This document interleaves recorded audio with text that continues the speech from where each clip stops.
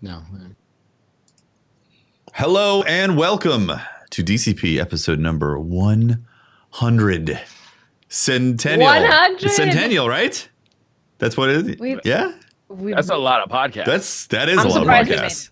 That's It's 3 actually digits. more like 200. 200. Well, Like 181 or something like that. but for actual DCP, this is the 100th episode. It's And you know what's 100. crazy? Crazy. Holtz decided to join us. Look at this. Hey, Holtz, how you I doing? gotta, back. Hey, Holtz. I gotta say, Holtzman, Bungie has done wonders for your complexion. You look great. Yeah, man. I feel more confident. I feel Yeah. more masculine. Yeah, that's More great. masculine. Do you feel more aware of magic cards even more now? I have luckily realized the error of my ways, and that magic is actually we're raffling away all those framed cards behind me tonight in celebration of 100 episodes. Wow. Wow. Holtzman, Interesting. that's amazing. And how that's did you? beautiful. Your hair seems like it's much more filled in, and you just look great, man. I just thank you very much. I appreciate that. It's been really hard to keep the women away, honestly. Did you get taller? You definitely got taller, sexier. There's a whole lot of things about you that just Man, the whole got package. better. The whole package just The whole it's working. package. It's really At working. this point, I hear that every day. I do. Yeah, Nice. it's amazing. Well, thank you very much for coming on. We're excited to have you sharing our 100th episode with us. I'm honored to be here. Thanks for having me. For the record, We've it's got- True Vanguard, guys. Like I think this is where we break the joke and make sure that anybody new to the podcast is listening. No, but actually seriously. knows that this is okay. No, it's Holtzman. I'm sorry, my bad. It is not True Vanguard. I don't know. It's not what True Jeff is Vanguard. It's not T-Von. It's Holtzman. 100%. talking. It's like Holtzman 2.0. He plays. He's better at Destiny. You know, he just does everything better. So There you go. it's just there it is. You're the meme of I'm you but better. That one meme. Hey, yeah, that's fine. I'm comfortable with that. Perfect. So I'd rather be on this end of the meme. You know? Yeah, right. We got some really great things planned for tonight. I think we're gonna keep a couple of them a surprise for later, right? But we do have True Vanguard here, which we're very excited about, and there's a lot to talk about in Destiny. A lot happened. A lot happened. So, do you guys want to start with that trailer, the trailer? Yeah. Yeah.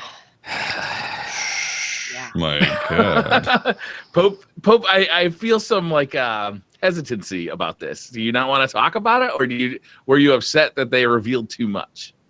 No, I mean at this point, for me personally, that seal got broken. Right. I've watched everything, read everything. Oh, everything have you? everything but leaks. Everything but Okay. leaks. That video did some things to me though. Bad things. It stirred up a fire inside of me Did it? that I don't think I can quench without drinking the blood of Uldren. Oh, Just saying. Okay. How did you feel So- about you being a Titan main after watching that video? You know, so I'm gonna say it here, and I'm gonna say it.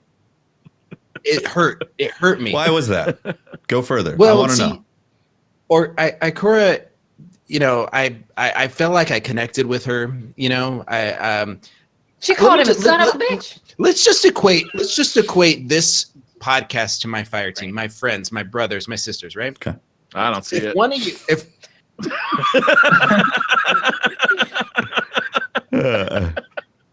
that hurt, if one of you was murdered, right, Cold-blooded. Yes. cold-blooded, Cold-blooded. there would be nothing that I would want more than to revenge your death, right? I would feel guilt in not being there, just much like Ikora, and then I would grab every gun in my arsenal and I would find whoever did it and get vengeance, right? So I had a problem with Zavala and his just absolute sheepish. He's like, well, should we? Your buddy just got killed. I mean, he is a Titan. No, that's not Titans. Cut that off right there. That's not what Titans do. But he is Does a Titan. Zavala know that that was- shoulder charge got buffed? Because maybe that would sway his decision somewhat. Yeah. And both. I think that was the more Titan approach, though. I mean, I'm thinking about Zavala's character Mhm. and Bubble Titan. what he's got to deal with now. He's got a prison break on his hands, and he's got prisoners, escapees, wreaking havoc across the solar system, and he's thinking about protecting the very last city on Earth. I'm not saying I agree with him, but I think that was his, like, I have to stay focused. I can't let this get in the way of what I know to be my sole function in my life right now, is to defend the last city. He's always been about that. Yeah. So I think that was the more Zavala thing for him to do. But I absolutely adore. We never got this in Destiny 1. I adore what they've done with Ikora's character. Mm-hmm. She's such a hothead. Even at the launch of Destiny 2, that whole "You'll find no mercy in me," Nova bombing the ship. Like, I love that fire in her. Yeah, I want to see more of her. I want to see her Crucible days, because they always talk about how amazing she was. Mm-hmm. She'd have to be a Dawnblade, though. She couldn't be a Void Walker. So I'm she's a blink shotgunner. I'm pretty much switching to Warlock. Yeah. I'm switching to Warlock for sure. Yeah. I'll tell you what I like though is maybe Zavala doesn't share your point of view, maybe Ikora doesn't share your point of view, though I doubt it. But I like that there's conflict among the Vanguards. Yeah. It's like they just had this major event happen. It feels like a more, instead of just having this like unified Vanguard front where they have very little character. Now it feels like each individual character is kind of showing through a little bit, and Zavala doesn't want to fight because he's lost so many people so recently, right? The Red War is costly, so many people just died, so he's a little hesitant to go and start losing more people. And then you hear Ikora basically call him a coward, and then you hear our Guardian talk. Yeah, our Guardian talk, and they both were like, "Whoa, you talk." This whole time you could have been saying something, and now what? It made me think of Gone in 60 Seconds. Remember that scene at the very end where the guy goes on a big monologue? The guy that was supposed to be mute. Yeah, like, he spoke. He freaking it spoke. almost puts more importance on the Titan, the Titan in this Guardian. He was a Titan, right? Yeah, he was a Titan. Yeah, which was weird. Him saying something finally, like it was like, whoa. Yeah. Whoa, it's more of an impact. It's like, you've been silent all this time. He's like, no, this is where I'm like, leave it to me. Yeah. Right. And I like the fact that our Guardian steps up and is like, all right, I got this. Because obviously we want to be the ones who go and put a bullet into Uldren. Do you think if that is an in-game video, I'm interested to see what, actually, it's our character? Yeah. Is it going to be our character in that? Yeah, I would think so. Yeah. And do they have a women's voice and a male? Yeah, because the voices are going to be different. It's just a male voice, just to confuse people. Yeah, that'd be pretty. Wait, that'd be pretty. Male voice for a woman to confuse people. I saw someone tweet out who was doing the voice for like human male, human female, human, male exo. Destiny 1. Yeah, Destiny 1. I always liked it because one of the things I liked from the get-go was that the guy that did the Awoken. If you did an Awoken, it was always the voice of the guy that does the mage character in Diablo 3. And I had just come off a huge Diablo 3 binge when I started Destiny 1. I was like, oh, that's awesome. Yep, same. Because it just came out on the console. And so it went directly from Diablo 3 to Destiny on that release. Yeah. Oh, that's freaking hilarious. Somebody in chat said, I've been muted this whole time. Yeah, be serious. He said that. Muted the entire. So it makes me wonder what are the lines and how. Is it just like a one-liner, or are we going to actually have some interaction with the story? That's it, Tefty. You're just like, leave it to me, and then never speak again. Honestly, I would not be surprised. That's the thing. With the way things have played out in the past, to be like, I got this, and then that's it. Yeah. Our Guardians are too serious. Even in Destiny 1, our Guardian sounded a little flat, This Guardian sounded much more emotional, and it felt like he had the credibility to back up what he was saying too, because over the last 4 years we've done all these amazing feats. So for him to say, I got this, everybody around him was going to say, "Oh yeah, he could probably do it." Yeah. Well, you did kill a Worm God and an Oryx. Okay, you probably got this.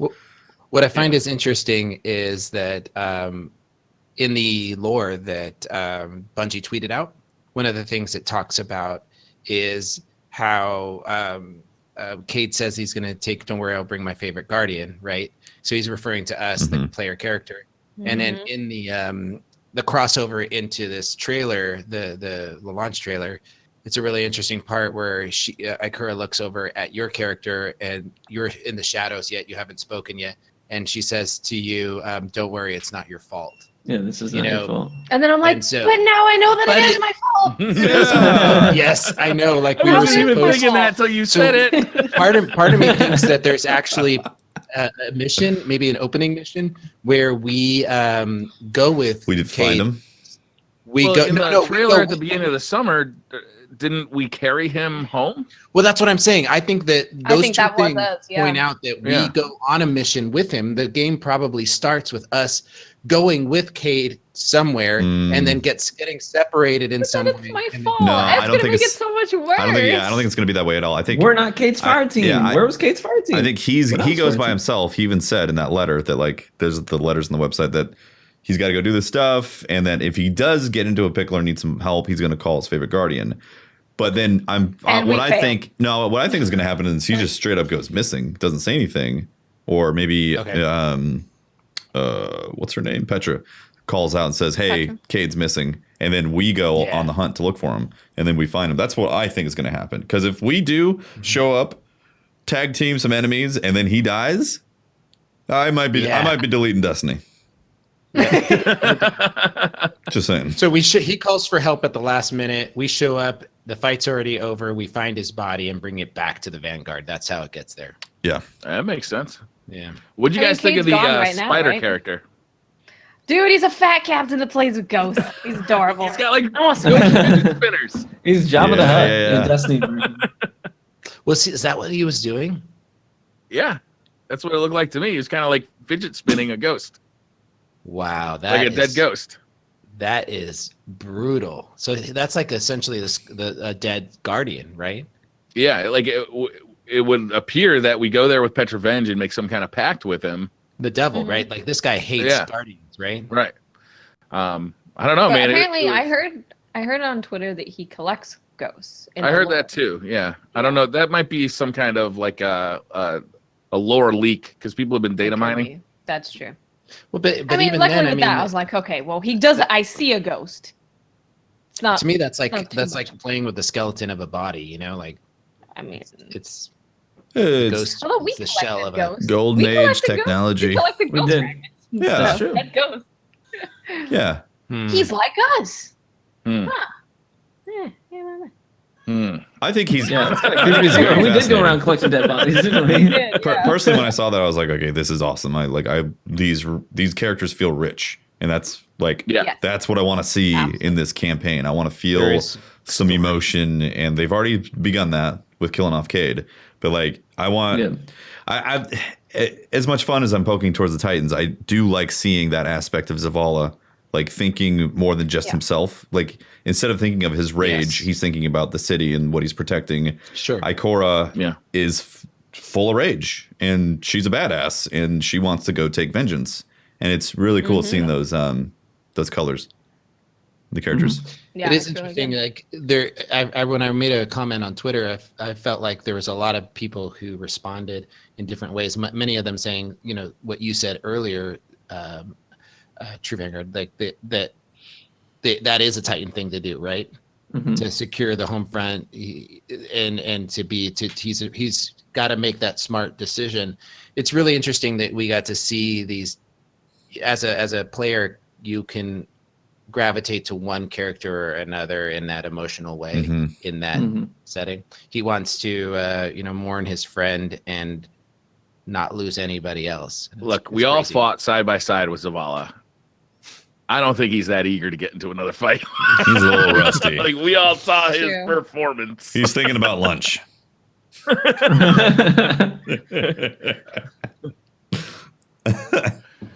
That trailer, it got me over 9,000. It got me excited to be a hunter. I was like, I want to go be the best hunter ever. Yes, that's what I'm talking about. Where he's fighting, or just in general? What do you mean? Just losing Cade, right? Okay. And feeling that like I'm a hunter. That's my Vanguard. Yeah. You wouldn't understand Pope because you don't have the connection towards hunters like we do. So it's okay if this is confusing for you. Yeah, I'm trying to understand why you guys think that hunters have more of a connection to Cade than because he's a hunter, obviously. Vanguard. If you can't make that easy connection, then you clearly are disconnected from it. All right. No, I mean, I think that the connections about the fire team, about the leadership of I think there's a bigger, higher calling than this, simple class warfare that you keep propagating. That's No, pretty it much makes what it me is. it makes me feel a pride as a hunter, and it's like, okay, Cade, you went down, we got you. We're Briar gonna and get I, revenge. no, Briar and I here taking the high ground, right? No. This isn't about. Briar will This not. is why I This love isn't Briar. about hunters. I'm not up here saying hunters are better than titans or better than I am not warlocks. familiar with this high ground that you speak. You've been spewing Titan propaganda for like 100 episodes, Lies. man. Lies Over and 100 innuendo. episodes, all right? Lies. We are all guardians tonight. There is. But there is I'm a hunter. Yeah, we're hunters.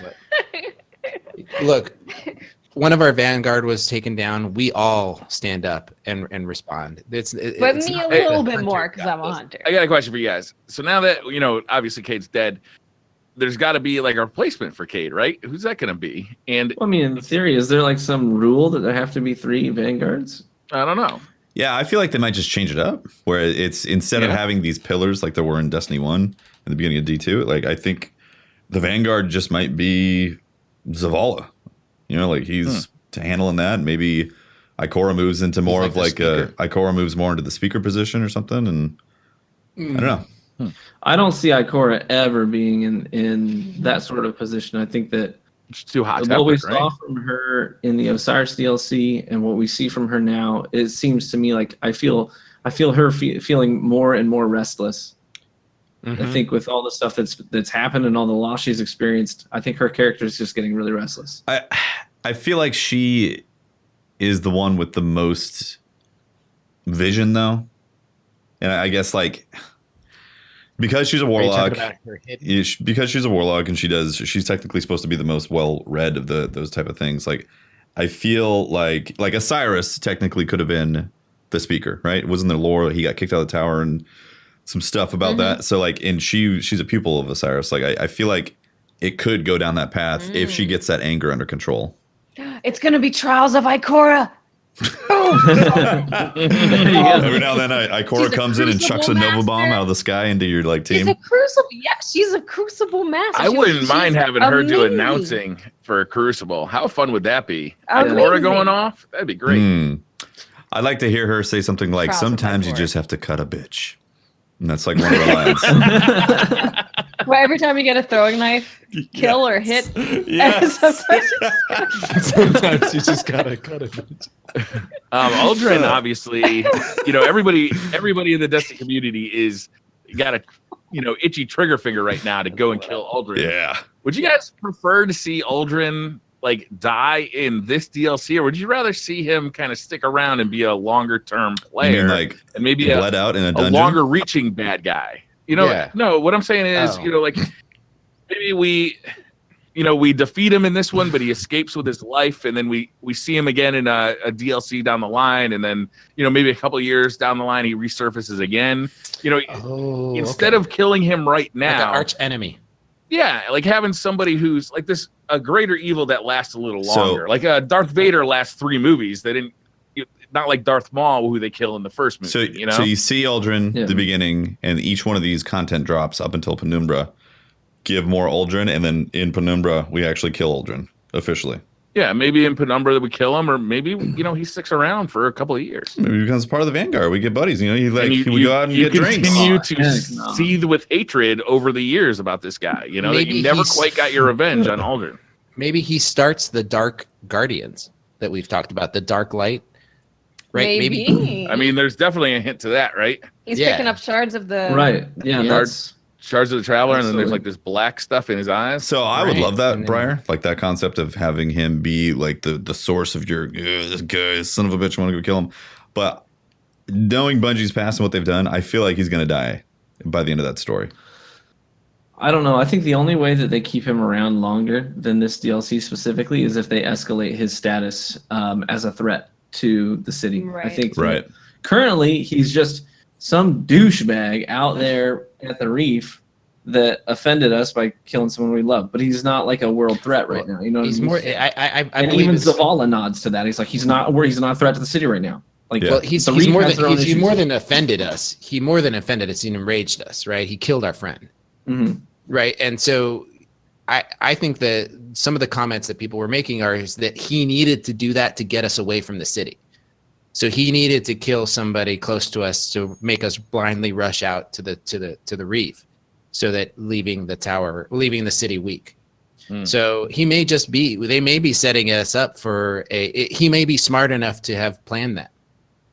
So yeah, that's the question: is what are his motivations? Because he's got to have. I mean, he's not stupid enough to infuriate the guardians of the last city on Earth. He knows our history. He knows. I mean, he was there at when his sister died in the battle. He knows our history with the orcs. He knows we're powerful, so he's not going to lightheartedly or flippantly try and start a fight, pick a fight with us. So what's his end game? Though. It's got to be big. Here's the thing, though. I think what's going on though is that his sister. It's going to be disappointing. We see his sister in the video right there. So is she really exactly is she real, or has he actually gone completely nuts? Because if he's gone completely nuts and all those things nuts. that you've just talked about, I'm on the nuts, but yeah, you're on the nuts, right? Everything that you talked about, everything that you just mentioned about rational, like, would he actually do this knowing that we can actually kill gods? He's like, of course not, unless he's crazy. He's become a crackhead, and he's on the nuts. He's on the nuts. He's on the nuts. He's got a certain fire in his eye. He's seeing his sister, and she's not there, but he's like, "Hey, sis," He's distraught, right? He's seen all of his friends die. He's seen his sister die, all in the defense of this puny. No, Pope. No, you don't get to play devil's advocate for Uldren. Yeah. No, Uldren's got a right to be mad at us. Period. No, right to be mad got at a us? right. Yes. Do you remember D1 Vanilla? He's like, "Oops, it's broke. Son of a bitch, I'm gonna smack you." He was mad at us from the why? beginning. He was being a dick. No, he knew that we were bad news. No. He knew that we couldn't handle the power. He's been pissed. The universe every quarter. He's been pissed at us because we got chosen by his sister instead of him. That's why. So that's right. This is a family thing. So he kills Cade. So you know what? He's in love with his sister and wanted us. Clearly, we got to end him. We got in the way. He's been poisoned. His brain is foggy mush. It's full of crackhead mush. So we got to kill him. No banging your sister in Destiny 2. That's not allowed. Yeah. Off. I don't think I was implying that, but yes. Oh, my bad. Okay. So anyway, with him, I think that there's a very strong case for him losing his mind. Yeah. And that he's crazy. He's on the nuts. He's on the nuts, man. He's on the nuts.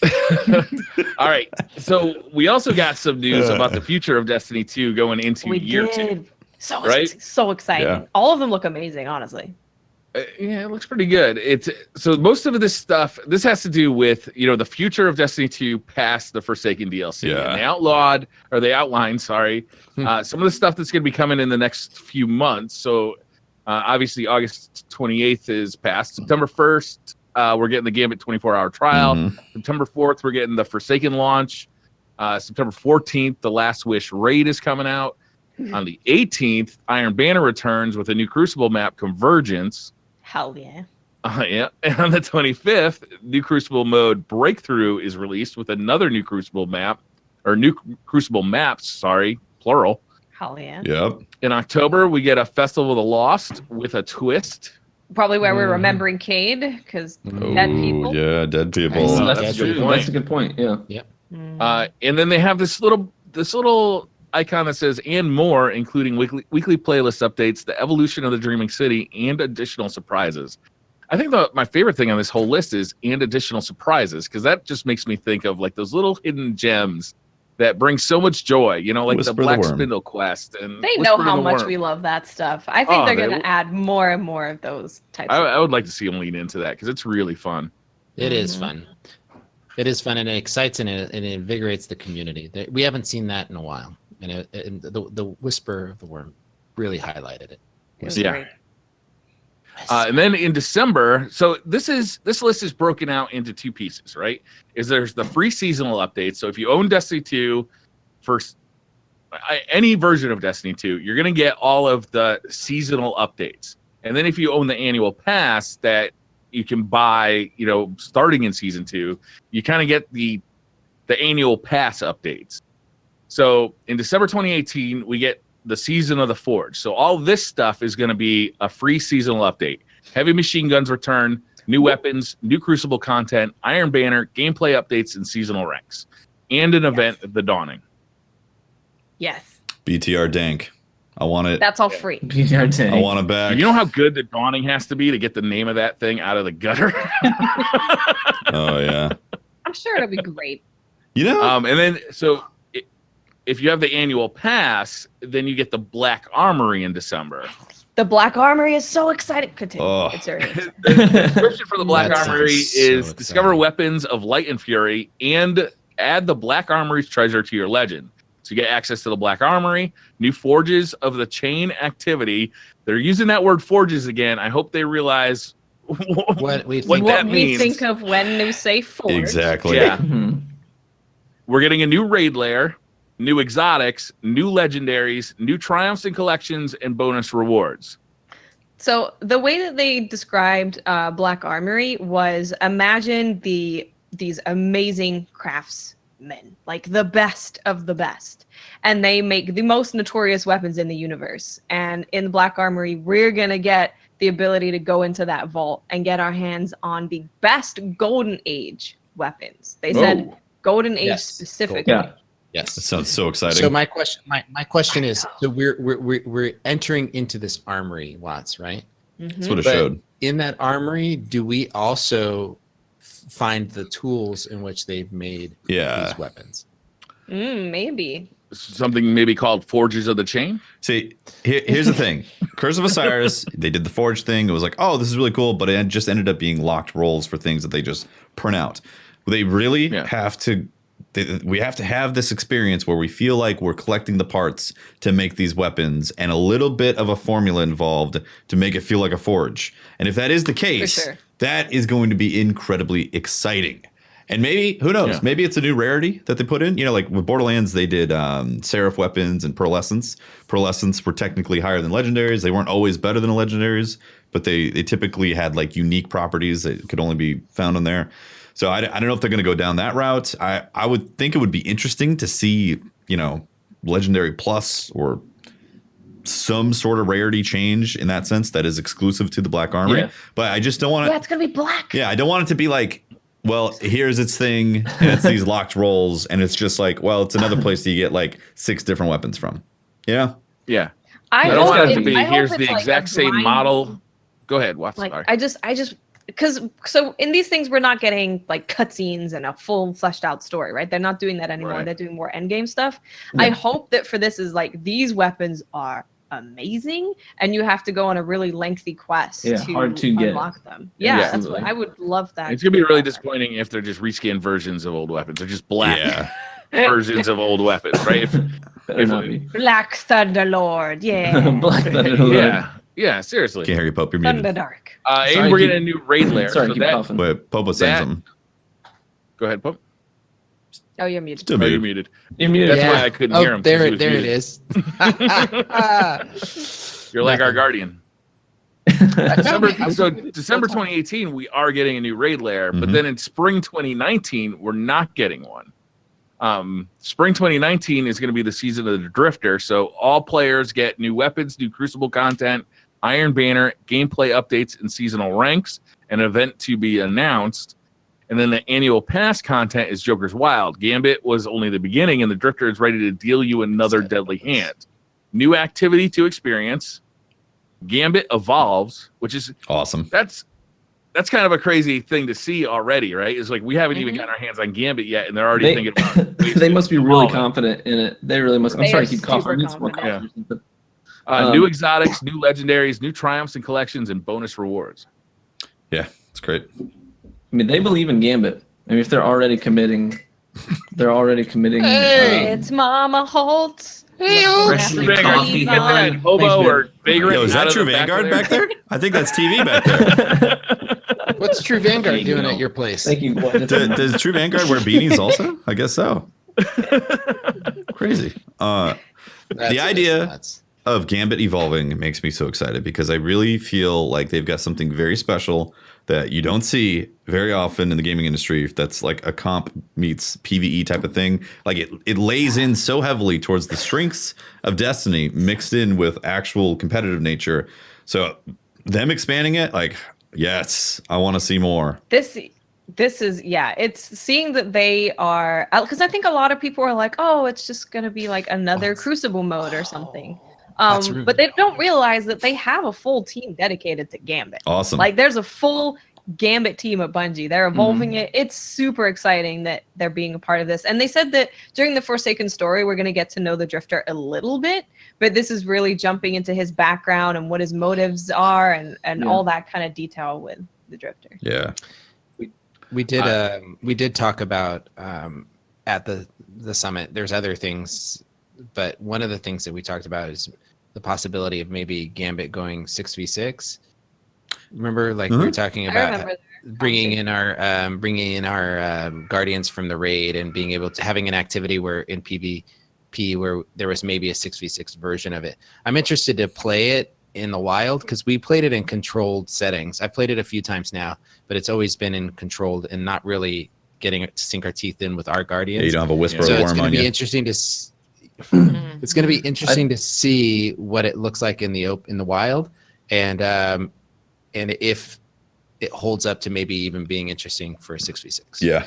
I think a lot of base mechanics would have to change if you were going to do 6v6 with Gambit, because the way Gambit is right now, and I've had the luxury of playing Gambit several times now. I think Watts has too. She can speak to this as well. But I think its core design is around that number 4 because of the roles.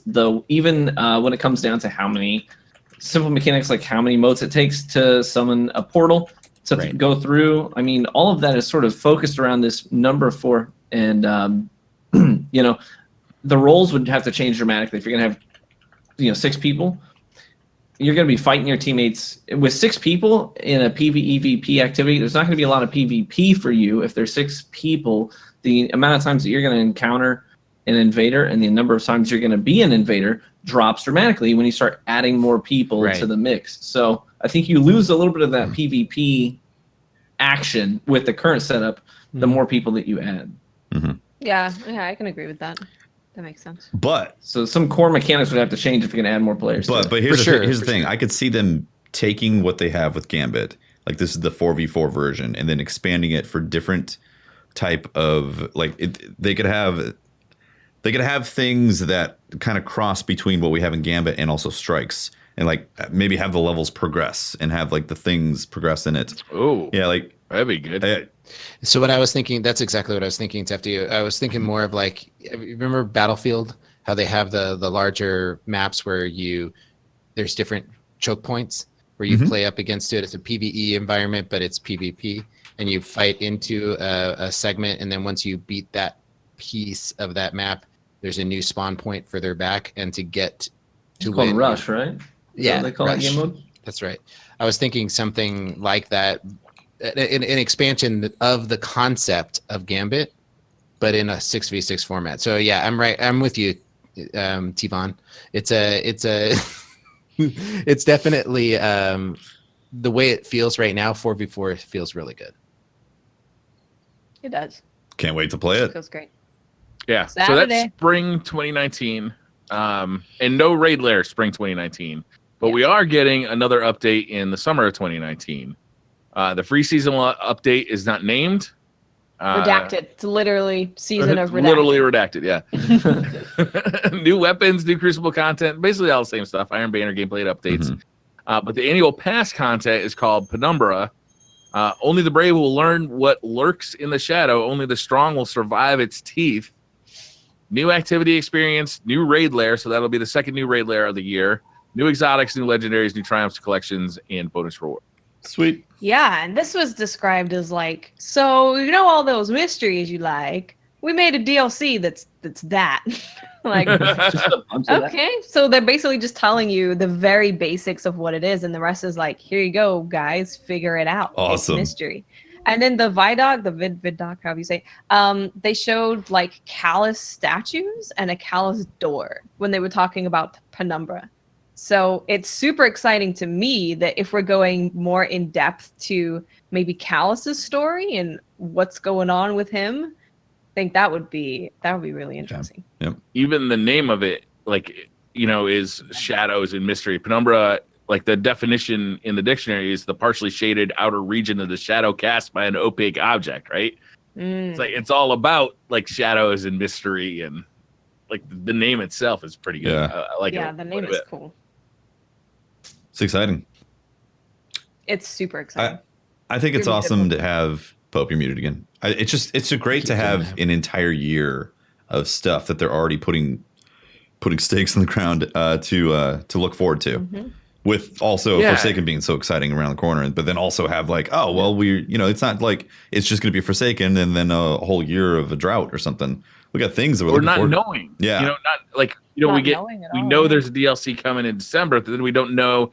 Is there going to be a spring DLC? Is it going to be a spring update? Is there, are we going to wait till, next September for another? Like, we know exactly what's happening. And a lot of people have been complaining about the annual pass because, you got to pay $40 for it, $30 for it. But at least you know what's coming. Like the roadmap is laid out. And to me, that's a nice change. Yeah. I'm also really curious if that with this seasonal pass, right, with this annual pass thing that they have set up, it's supposed to take on the new funding formula for content, right? If we see Tess change her approach to in-game content, I would like to see. I was hoping that I'm excited about this annual pass because if that is the case, that we see Tess change how she is viewed in the game. I would love it. I'd pay for that money up front if I don't have to worry about the community being so toxic around shit being sold in Eververse. I feel like it's inevitable. That's a funny way to put it. Yeah, it'd be great. Blame that one on the community there, Pope. No, I think there's a lot of opinions. Well, not blame it on the community. The thing that bothers me the most is that it splits up the community, right? That I hate the negativity of it. The biggest issue with Tess was that like half our end game was in Eververse. Right. Yeah. So as long as most of our end game is not there, then I think we're going to be good. But I don't think Tess is ever going to be viewed fondly ever. No. And I'm hoping that this means that they're doing away with it or they're lessening her role hugely. I think if that were true, Pope, they would have said it. Yeah, they would have openly been like, "We killed Tess." They would have been screaming that from the, from the tops of buildings because they know the community would have been excited about it. So if it was happening, we'd know about it. Yeah, They would have been like, "Hey, Uldren killed Cade, but then he also swooped in the tower and killed Tess." So, but we killed Tess. Yeah, conflicted, right? Conflicted, huh? Yeah. Well, it's too bad. You guys are probably right. Is there anything missing from this list that you guys would have liked to see? I would have liked to see like a kind of a promise to rebalance the Crucible. Like it's so fun when they do like a real like deep Crucible rebalancing or weapon rebalancing. Like we're right in the midst of it right now. With Isn't that supposed to be when seasons? I know that's what they said before. Like with each season, they're gonna do a big sandbox update, and then in between they'll do little tweaks. Technically, do you think that's kind of in gameplay updates? Yes. Yeah. Okay. I would think so. I guess it just depends on if they actually swing the meta instead of being like, well, we just adjusted this tiny bit for this weapon. Yeah. Yeah. For every 3 months during the season stuff, it needs to be like a big change. Unless things are like perfect and people will love it. But yeah, it's nice to get something new to mess around with. Even perfection gets boring though. Can I ask you guys, are you excited about heavy machine guns returning? Yeah. I am. I think that's awesome. Yeah. Yeah, because I mean, technically, they love a character in D1. Yeah, technically, line rifles right now are like the special version of primaries. They do more damage, but they cost special ammo. So it's like, why not have a primary version in the heavy slot? That's what heavy machine guns are, and that's why they worked out in D1. So I'm excited to have them. Yeah, Thunderlord, man. Thunderlord. I was a huge fan of heavy machine guns, and I think that some of the belt-fed heavy machine guns might get me to play a hunter more, or a class that will allow me to reload and use the heavy machine gun in a way that I think it would be fun to have that mechanic back in and change up the play style. I think needs to be more guns like that will be able to counter what's currently happening in the PvP meta, like with I know we're going to get into that, but there's a huge shift in it, and I saw that heavy machine guns are going to be playing a role, I feel, in PvP here pretty soon. Well, in December. Well, yeah, the way that it's playing out right now, I think people are going to be asking for it. Yeah, but it's way too early. But it's just my stake on it is that when you're looking at the way that the PvP is playing right now, it doesn't feel like primaries. It's going to be the season of special and heavies. Well, let's talk about update 2.0 next. Okay. Do we have like a thing that we need to be taking care of right now? Probably not at this very moment. Something or another. Well, okay. Pope, you went onto the Patreon and you asked, people kind of. It was our 100th episode, and you had asked for kind of people to tell their stories about, DCP and what DCP has meant to them over the days. And I got to tell you, there were a bunch of responses, and we're not going to read them all out loud tonight, but we're going to read some of them. And I got to tell you, they were pretty nice. So I'm going to read the first one. This is by Dan Hergenrother. Dan Hergenrother.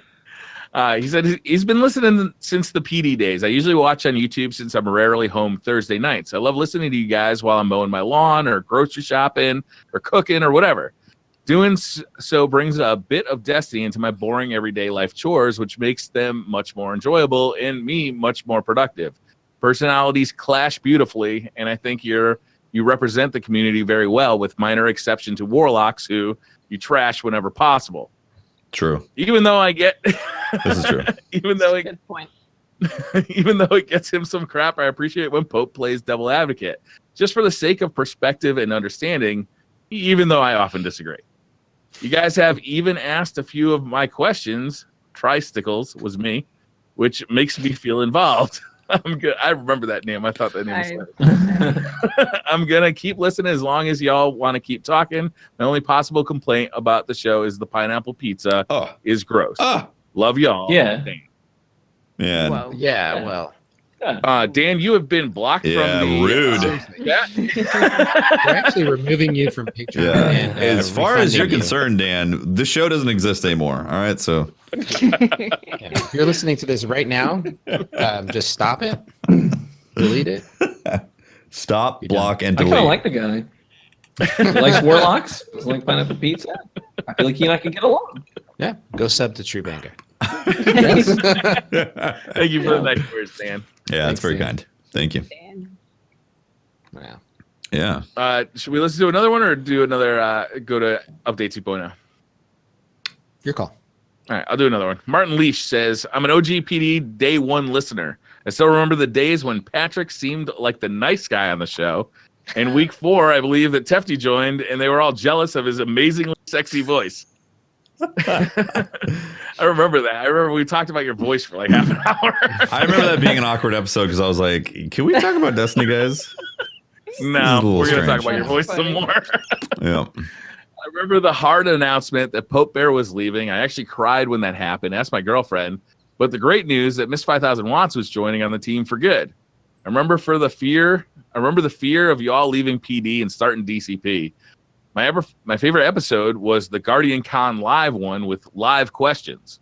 My favorite moment was probably the ad read with Patrick's dead cat. Yep. I always catch the pre-show on Discord and like Pope lurking on all your channels. That includes you too, TV, though I usually keep silent in chat. True Vanguard is my favorite guest and my favorite streamer, so it's amazing that he is the 100th episode guest. And also, it's great to see him streaming Crucible again. Fortnite is okay, but man, I miss the Destiny 1 Crucible videos.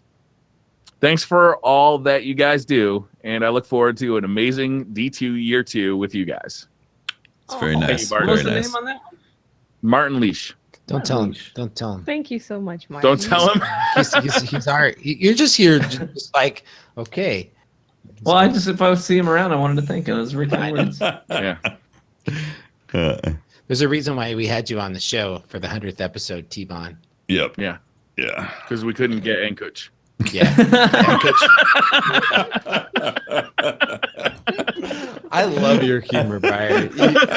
Especially when it's directed at other people. I mean, Briar just asks himself in every scenario, how can I be a douchebag right now? There it is. Here it is. How can I douche this up a bit? there's not enough douche in here right now. That's amazing. Guys, we should talk about update 2.0. Yeah, 2.0. So Let's do it. a lot's changed, right? Oh my God. Like everything. So Crucible is going to be a big discussion. So let's talk about PvE first, because I think we can all pretty much agree that PvE is like night and day different, right? Yeah. Night and day. Yeah. I mean, ammo economy, Well, weapons. I mean, they literally changed like all the colors in the game. Like one of the patch notes is adjusted contrast and saturation to match a Forsaken theme throughout Destiny 2. Yeah, that too. I was like, oh, they literally changed every part of this game. Every pixel has been May adjusted. as well just put a 3 on the box. It's Destiny 3. It's Destiny 3. It's not a reskin, man. Come on. But PvE feels amazing. I don't know how much PvE you guys have played, but like Very little. Okay, so you can rock a shotgun, you can rock a sniper, you can rock a primary. You kill an enemy, and it's so weird to have this feeling, thinking about D1 and versus right now with it changing, to actually see an enemy crap out 2 energy blocks and a heavy brick and be like,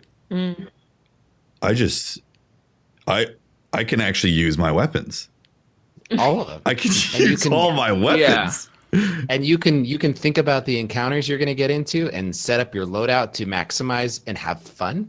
It's like, Well, yeah, I mean, Much better. the options you have in front of you are, I mean, it's way more than you had in Destiny 1. You can It's put fun. any type of weapon essentially in any slot you want. And, you know, if you want a sniper primary, you can have that. If you want triple snipers, you can do it. yeah. But I really like how they did the ammo economy, because I actually didn't anticipate what kinetic specials were going to play out like, but they just they split it up so your actual equipment boxes are separated from the ammo economy. So it'll take from either special or kinetic ammo, regardless of which box it's in, and that's really smart because I was worried that like, well, I'm not really going to be able to use Polaris Lance now because it's energy or something like that. And no, Polaris Lance Takes white ammo. Yeah, in the special slot takes primary ammo. So it's very smart, and it feels like a better version of Destiny than what D1 was, which is awesome. It's what they said they wanted to do. They wanted to get back to what we liked from Destiny, but innovate to make it Destiny 2 and move forward. It feels like they succeeded. I love this. Yeah, I think they did great with this. It's still early days, and we're still playing with the year 1 weapons. Yeah. But man, I like everything I've seen so far. Like, it's just, there's another thing. I feel more confident as a solo player to go into encounters. Yes. yeah, I would imagine. Exactly. Like your damage output, I feel like has gone up as well. It's not just that though, Briar. It's not just damage output. It's about the way that you can design your character and know that you're going to have ammo. I'm going to push back on the know you have ammo thing, because I haven't played a lot of PvE. I did play enough patrols to do the milestones, and there was plenty of ammo there. But I also did a couple of nightfalls, and there was no ammo there. It was white ammo or bust. I ran out of special and heavy halfway through the strike and never saw it again. That's got to be a bug, because I didn't see that from my experience. Also, heroic enemies, yellow health bar enemies, are no longer like a required heavy ammo drop. Yeah. So like maybe this will change when Forsaken comes out. Like, this is a weird week, and like I don't want to make any like huge judgments based on what I'm seeing today in PvE. But I mean, I saw like just the ammo.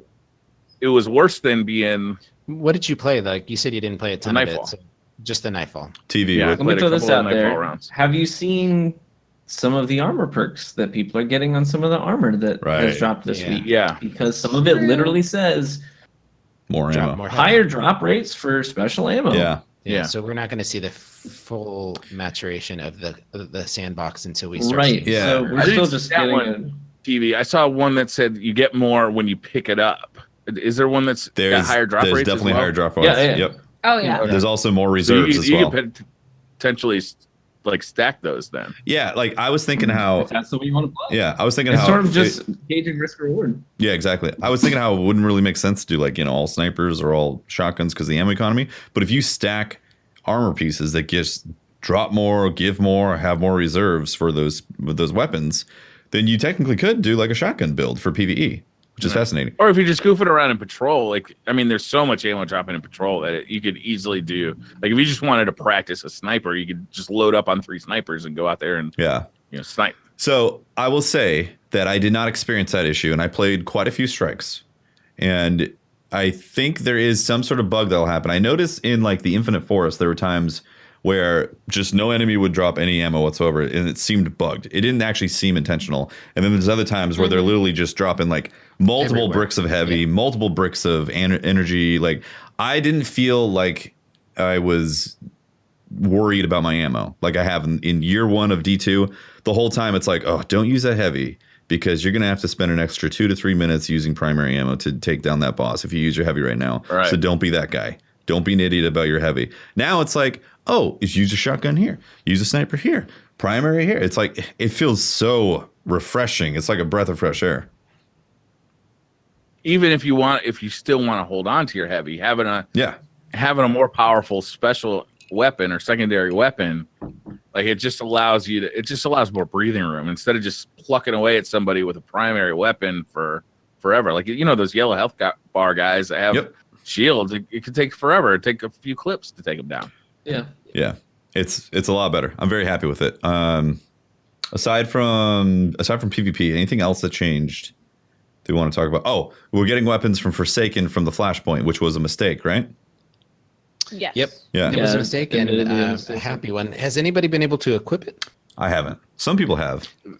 Yeah, so you can equip the armor. Really? You can equip the weapons though if you put it. Somebody said if you put it into your vault or put it in. No, you basically had to trick the game to thinking you were a lower level. Yeah. So that it would drop at a lower level so that you could equip it.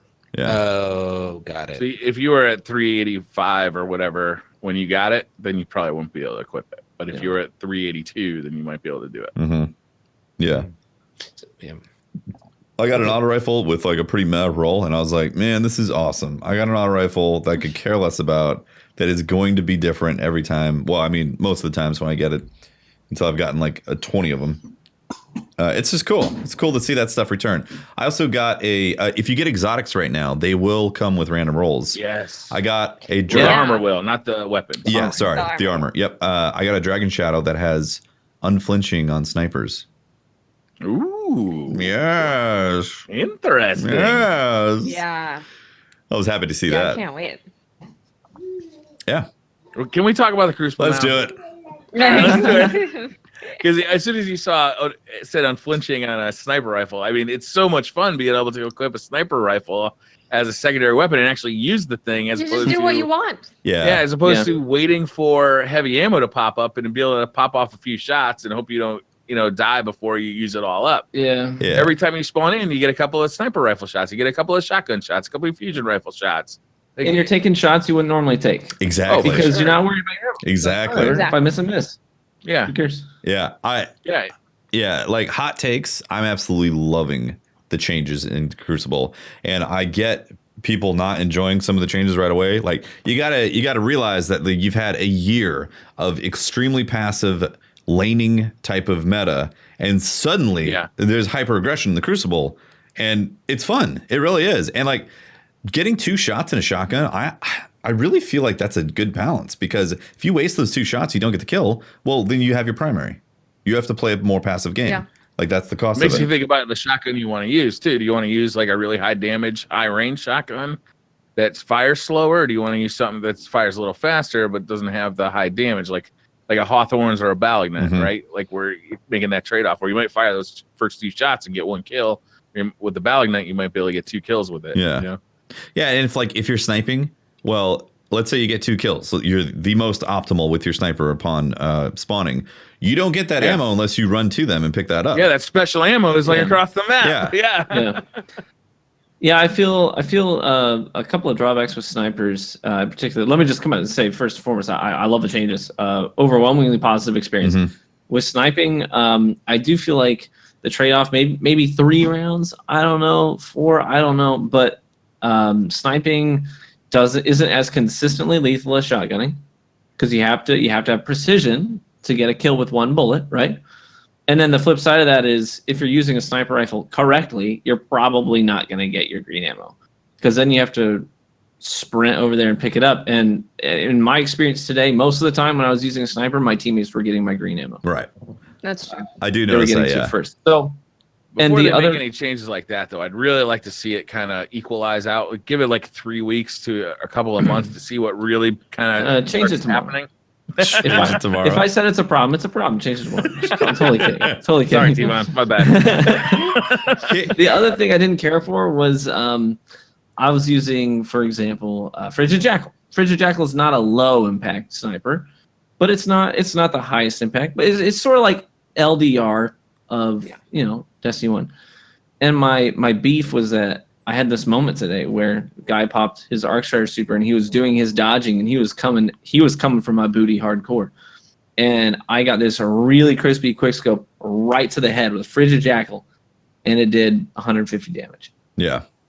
And it didn't put him down. And before I could swap to my primary and finish him off, I was done. And I felt like, well, that doesn't make sense to me. I didn't care for that. Yeah. I feel like a headshot with that particular archetype on a roaming super, you should get rewarded for it.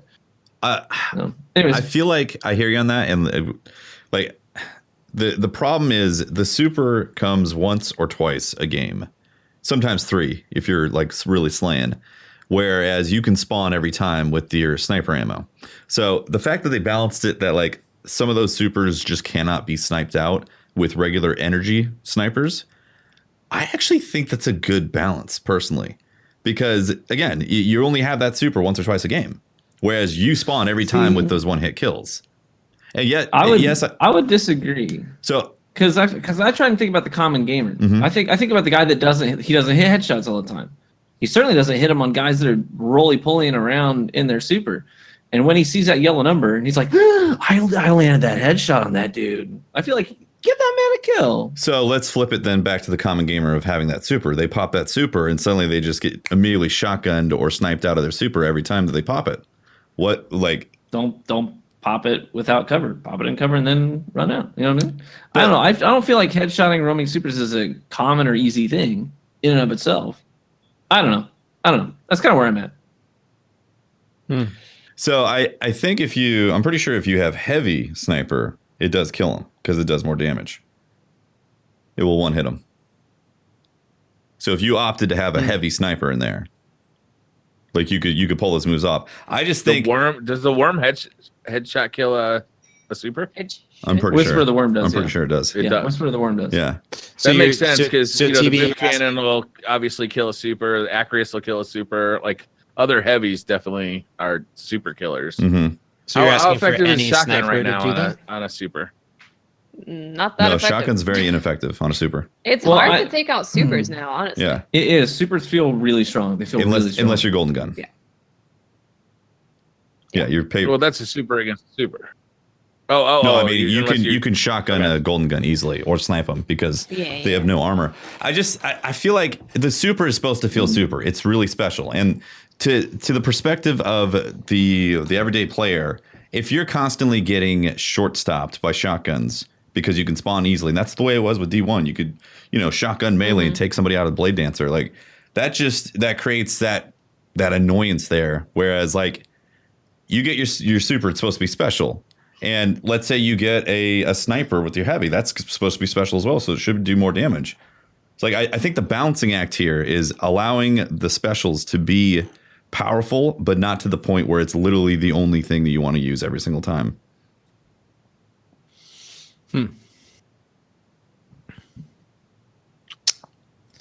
Yeah, I'm not going to weigh in on this one. Well, I'll be honest with you, Tef, I haven't heard your opinion before, but it resonates. I can see both angles. I really think that adding accuracy to, or having a risk reward if you're going to run a sniper in PvP and it's not easy to hit a roaming super. Try hitting a Dawnblade with a headshot. No, right, absolutely. You should be rewarded. I can reward see that player.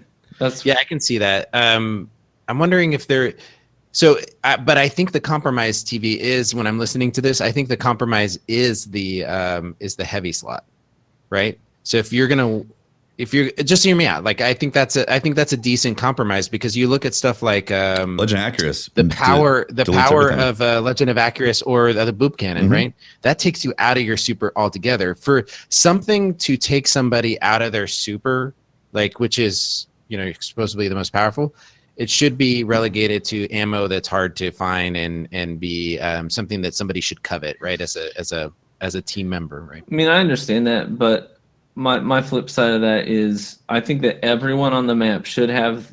You should allow for a skill gap that makes it so that if someone pulls off a maneuver at the high end of the skill gap, they should be, even the common player, they pull these plays off every now and then, and I want them to feel rewarded for it. And the reality is that if the only way to shut down a super is to shoulder charge your teammate off the power ammo and get it for yourself, is to fight your teammates for power and to be the one that has it, I don't think that's a good system. I would love to be able to see players. It's a huge moment, right? Like when if you're not a top tier player and you do, snipe somebody, you do shut down a super. Like, no matter how you do it, it's a huge moment. It's a celebratory moment. You raise your hands up above your head and you get excited. Oh, you teabag hard. Yeah, that's right. Yeah. And I just don't resonate with that. I don't think it's realistic to assume that players are going to consistently land headshots on. I don't think that that's going to be something that people will complain about. I don't think it's going to happen to them enough that they'd be like, I'm tired of these mid-impact snipers shutting me down with a headshot when I'm in the middle of a roaming. I just don't think that's a reality. I think that especially in a shotgun heavy meta, because let's be honest, snipers are fun to use, but they're not as consistently lethal as shotguns. You need to give some incentive to make a player consider, do I want to slay normal people out of their supers with a shotgun the whole game, or do I want to have the possibility of shutting down a roaming super because I chose to run a sniper rifle? But that's a good point. Pope brought up the point, though, is that we kind of had that with the heavy, which was boop cannon, which literally nullifies those supers, and that in the most glorious way. Yeah, which when you're booping people, it's like, man, this is hilarious. But when you're getting booped out of your supers, it's like, well, that's annoying. What happened? That's not fun to go against every single match. Yeah. So, but what is confusing here, and I haven't really found I'm seeing different arguments here, but what is confusing here is a sniper is a sniper, like having them in different categories and having a sniper. Are heavy snipers only just heavy impact? Help me understand this. What makes them different? Fire rate. Right. Fire rate, like impact. Yeah. There's, I don't know. The higher impact snipers tend to be really sluggish. The handling is bad on them. They feel heavy in your hands. Mainly they're basically good at laning, hard scoping, and getting a confirmed hit. They're not really good on the fly if you have to quick scope something. But yeah, they hit really hard for sure. So do you think it's it effectively, by having that mid-level sniper hit one shot out of a super, does it effectively open up the game from what it is? It looks like it could become, which is a shotgun heavy. Like it takes people away from that and says, okay, wait, maybe I'll do a sniper. To incentivize, to encourage the power of choice, and give players real solid reasons to want to consider what they're going to run. And we spent a lot of years in Destiny 1, and I don't recall the fact that mid-impact snipers could one-shot roaming supers. I don't recall that being an issue. I only recall that being a nuisance when it didn't work. When Hammer Titan came out and they could tank a headshot That's from true. LDR. Yeah. Oh, that was Absolutely one of my nothing wrong favorite with that. nuisances of all time. And they changed that, right? Yeah, they Yeah, changed and they they changed reverted it, and people were happy. You know what I mean? Yeah. Some people were happy. That's true. Well, Yeah. Not Hammer Titans. I mean, the economy is very It was a different. glorious time. Again, we're coming off of a year of an extremely weird meta of passive plays, and a lot of people are not. They're getting shotgunned a lot and not having a good time with it because it's a very different meta. And if you remember how to be a shotgun warrior, then obviously people who expect you to be coming around with like graviton lances and suddenly it's a shotgun, it's like it's gonna create a bad taste for some people. But like, I think it's too early to really tell how these things are gonna line up. Like, Oh, for sure. yeah, like Yeah. and I do hear your point, TV. Like I do understand. Like it's a high skill, high reward, or high risk, high reward type of setup. Where if you're getting like gunned down, or if somebody's a arc strider coming at you and you hit them with a high impact sniper, like that handling is garbage and the fire rate is garbage. You have one shot, you should be rewarded with that. What I don't want to see though is the snowball effect of what happened with special weapons that then ultimately led to D1 at the end of it being like, well, you're gonna have to wait for a box to show up before you get any kind of special ammo at all, and then Or get in a fight because everybody's just ordered around. Yeah. Like that didn't work in my opinion. And honestly, like so far what I've played, I've sniped, I've used fusion rifles, I've used shotguns. I've used a lot of shotguns, I will admit, because it is fun to run around with that. Yeah. And I've also used a lot of primaries as well. I've used a lot of hand cannons, pulse rifles, scout rifles, Polaris Lance. Jade Rabbit, for God's sakes, is actually good. Jade Rabbit is good. Unbelievable. I never thought that was going to happen. So many weapons. They completely, like, even though we're playing with the same weapons, it's completely overhauled, you know? Yeah. It's totally different. I whipped out an inaugural address. I was just mowing people down. I'm like, don't understand. Inaugural address is badass. Inaugural It's address is the really good, best. yep. It is Yeah. insane. If It's you so get kill clip stable. on that, it can two burst. Yes. Yep. It's Yeah. super stable too. And you can Yeah. get that kill clip very, very, very easily. Claymore's good too. It's beautiful. Claymore's Yes, it actually is. good now. Claymore's Thank good. God. Yep. I was really happy to see the 150 RPM hand cannons that are capable of a 3-tap kill. Because I was worried that it would just be the 140, like, DFA. yeah, like I was worried it would just be the 140, which my preference has always been the 150 like that. Although we did see the bug where the recoil is super weird Yeah. on hand cannons and on some pulse rifles too, people have been saying. And I've actually heard, like, it was first brought up on PC, but a lot of people are saying it's on console as well, is that like weird recoil thing where you got to go into your menu and pop back out Mhm. to like make the recoil kind of what it should I be. haven't noticed. Stabilize it. I didn't experience it on console today. I played for several hours today, and I did a lot of hand cannon. I personally didn't notice anything. There were other hiccups. I think but stuff they're already aware of. Yeah, No, TV. It was hilarious. I was playing as a Titan in Quick Play on the console, Okay. and in the middle of you know how the Shax gives you these these call outs for when you're doing cool stuff, Uh-huh. and he goes, "I wish I had more hunters like you in the Red Jacks." Yeah. I'm playing as my Titan. Bro. I've had that Like, happen, yeah. Whoa! Yeah. He's trying to subtly suggest that you're on the wrong subclass. It's funny, man. Some of the little glitches are hilarious. Yeah. You know. 3-tapping with the Have you hand guys noticed cannon. any other? 3-tapping with a hand cannon is so nice. It feels good. It feels Yeah. Ugh. It feels so much better. It feels like where it should be. Yeah. Right. Yeah. Like when you got a shotgun, like coming around the corner, and you pull off those 3 headshots really quick, and you see him die like right at your feet before he was able to pull off that shotgun hit. Like that, it feels really gratifying, Mhm. right? Yep. Yeah. For sure. You know, I just jumped backwards. Just jumped. Inner accuracy was boosted Inner across accuracy the was board boosted? on Yeah. all primary, like all kinetic weapons. Yeah. It feels really good. It just jumped Is back. it- is feels it- is so it- good. It's- Significant watts? Is it something? Is it to your Yes. liking? it's Is it to definitely your significant. liking? I can just jump up and someone's got no health, just tap them pretty much every single time. It's gonna hit them. Yeah. I Okay. can tell you throwing knives feel so cool right Do now. they? I haven't had a chance to Shotgun try rushers, those. I haven't tried them either. SMG plus throwing knife, even a hand cannon. But I had a couple of brief moments today off stream with Gunslinger, SMG, throwing knife to the noggin on people running at you, the shotty. They're like, Yeah. What did they change about the throwing knife? it does more damage now. It does. But either way, it feels good to shut down a shotgun rusher with it, because you're doing more damage, especially with like hand cannons. You get a high impact hand cannon, and you do one tap to the head. Like I run Sturm and Drain all the time, so just go one tap to the head plus throwing knife. That's back with high impact hand cannon. Nice. That's awesome. Mhm. That's cool. So it's got to be the 110 RPM. Yeah, in my experience, I mean, Okay. you can fact check that, but I only had it work with a high impact. Yeah, I think hand DFA is That's like 70 to awesome. the head, so I imagine high impact would have to do it.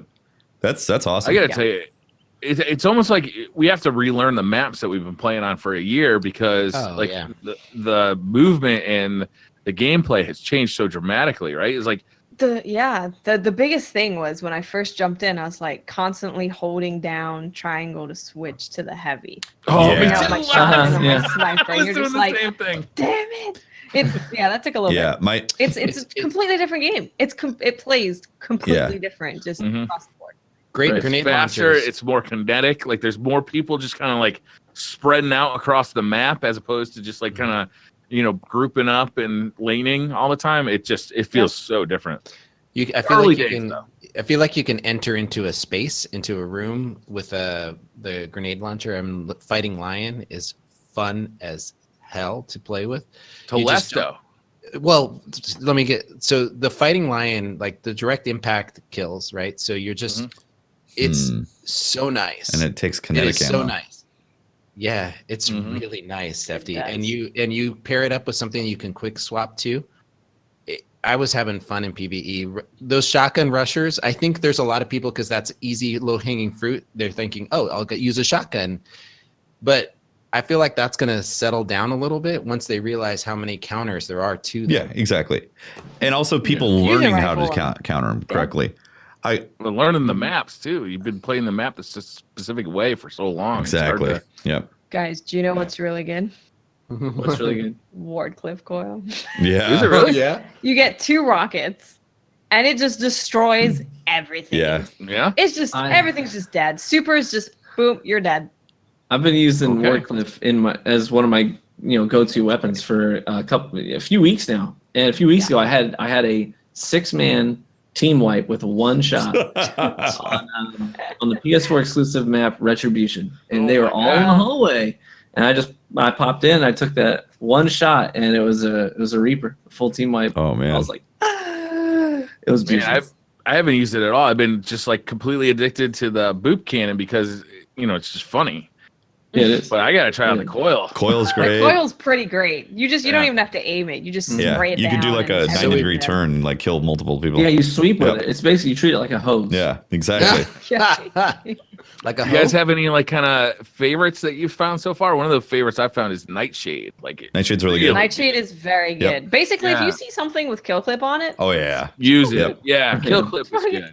kill clip's great. Guys, they buffed play the game, which is really like I don't think that gun needed to be buffed, but it is insanely good now. It is. Yeah, it really is. Yeah, like the been ability pairing- the ability for it to one tap now is like Yep. like It always could. no, yeah, it could, but it was like sometimes it would blow up right next to him. You'd be like, that didn't kill him right away. Now it's like almost I always. always fire 2 shots with that gun. Yeah, Like I never won.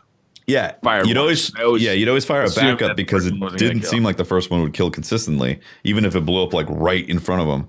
Now, if it blows up right in front of him or kind of by him, it's almost a guaranteed kill every single time because it's like the blast radius is higher, the damage is higher. Yep. It is in the power Nice. slot, so you do have to go and collect power ammo for this. So it balances in that sense. Yeah. But If it's going to be in the same slot as Acreus, then yeah, I think it needs to be that lethal. yeah, Yeah, I would agree. Right? It's fun. Yeah, sure. It's always been a fun gun to use. There, but you now can run 2 grenade launchers and your favorite primary and have a great time in PvP right now. yeah. Mhm. Straight up. You guys try Cohort? Yeah, it didn't have enough ammo for me. That's the problem with the ammo. Yeah. But man, it kills quick. It shreds. Yeah. Yeah. Wow. Suros Yeah. regime. Sure, yeah, Zeros. it's pretty good. Yeah. Zeros is Auto performing. That thing's back. shredding too. Yeah, and you can some use of it it, either some way of with it. the spinning up or with the slower fire rate. It shreds both ways. I just, think- it's tough for me to get away from like a pulse or a hand cannon to use Suros Mm. for me. Yeah. I'll be honest with you. I'm still using like my average game. I'm still using the coup. Like Yeah. The coup. The I coup's still great. love that fucking gun, man. I think my favorite. So I think the biggest change for me was inaugural address because that was just like from to wow. Okay, this is the best gun. Okay, great. Mhm. But the one that's my favorite is DFA because DFA already had the longest range of a hand cannon. Right. Then they buffed opening shot to give you more range on your hand cannon. So running opening shot on DFA is just, it is so smooth. Yeah. It's just. Yeah. When I switched over to it, I was surprised at how sticky it was. 40 RPM though, right? It is 140. Yeah. Yeah. It is amazing. Yeah. It's really good. That was one of my go-to weapons today was DFA Sniper. I really enjoyed it. Yeah. That's fun. So let me ask you, when you guys run DFA, do you instinctively like fire that first bullet and then switch to your secondary or to another weapon to finish it off, or you trying to hit you're trying to time it with both shots? Both shots. What do you mean, Pope? I just spam the crap out of it. I put the reticle right on him, and I start pulling that trigger. Yeah, I'm hungry for the 3-tap. I want to see 70, 70, 70. And it's so easy with DFA too. It's amazing. I'm just curious from players that are like higher skilled players. I'm just curious if that's I see people doing that in like clips of different montages and stuff. They'll weaken a player, like TV was talking about earlier, with one shot from a hand cannon and then the throwing knife. They'll weaken with a high impact. You talking about N-Kuchen? I don't know. Hit him with the end cage. Yeah. Body shot, then a hand cannon follow-up? Yeah. Something different like that. No, but I'm talking about like there was people playing, they were shooting with one bullet, switching to an SMG, and then interesting. like that. I think the most classic one is the sniper. You're just boom, boom, boom. Yeah. But the boom, boom, boom for you is easy. It's so crispy. For me, have you used DFA? Yes. With opening shot. I hit boom.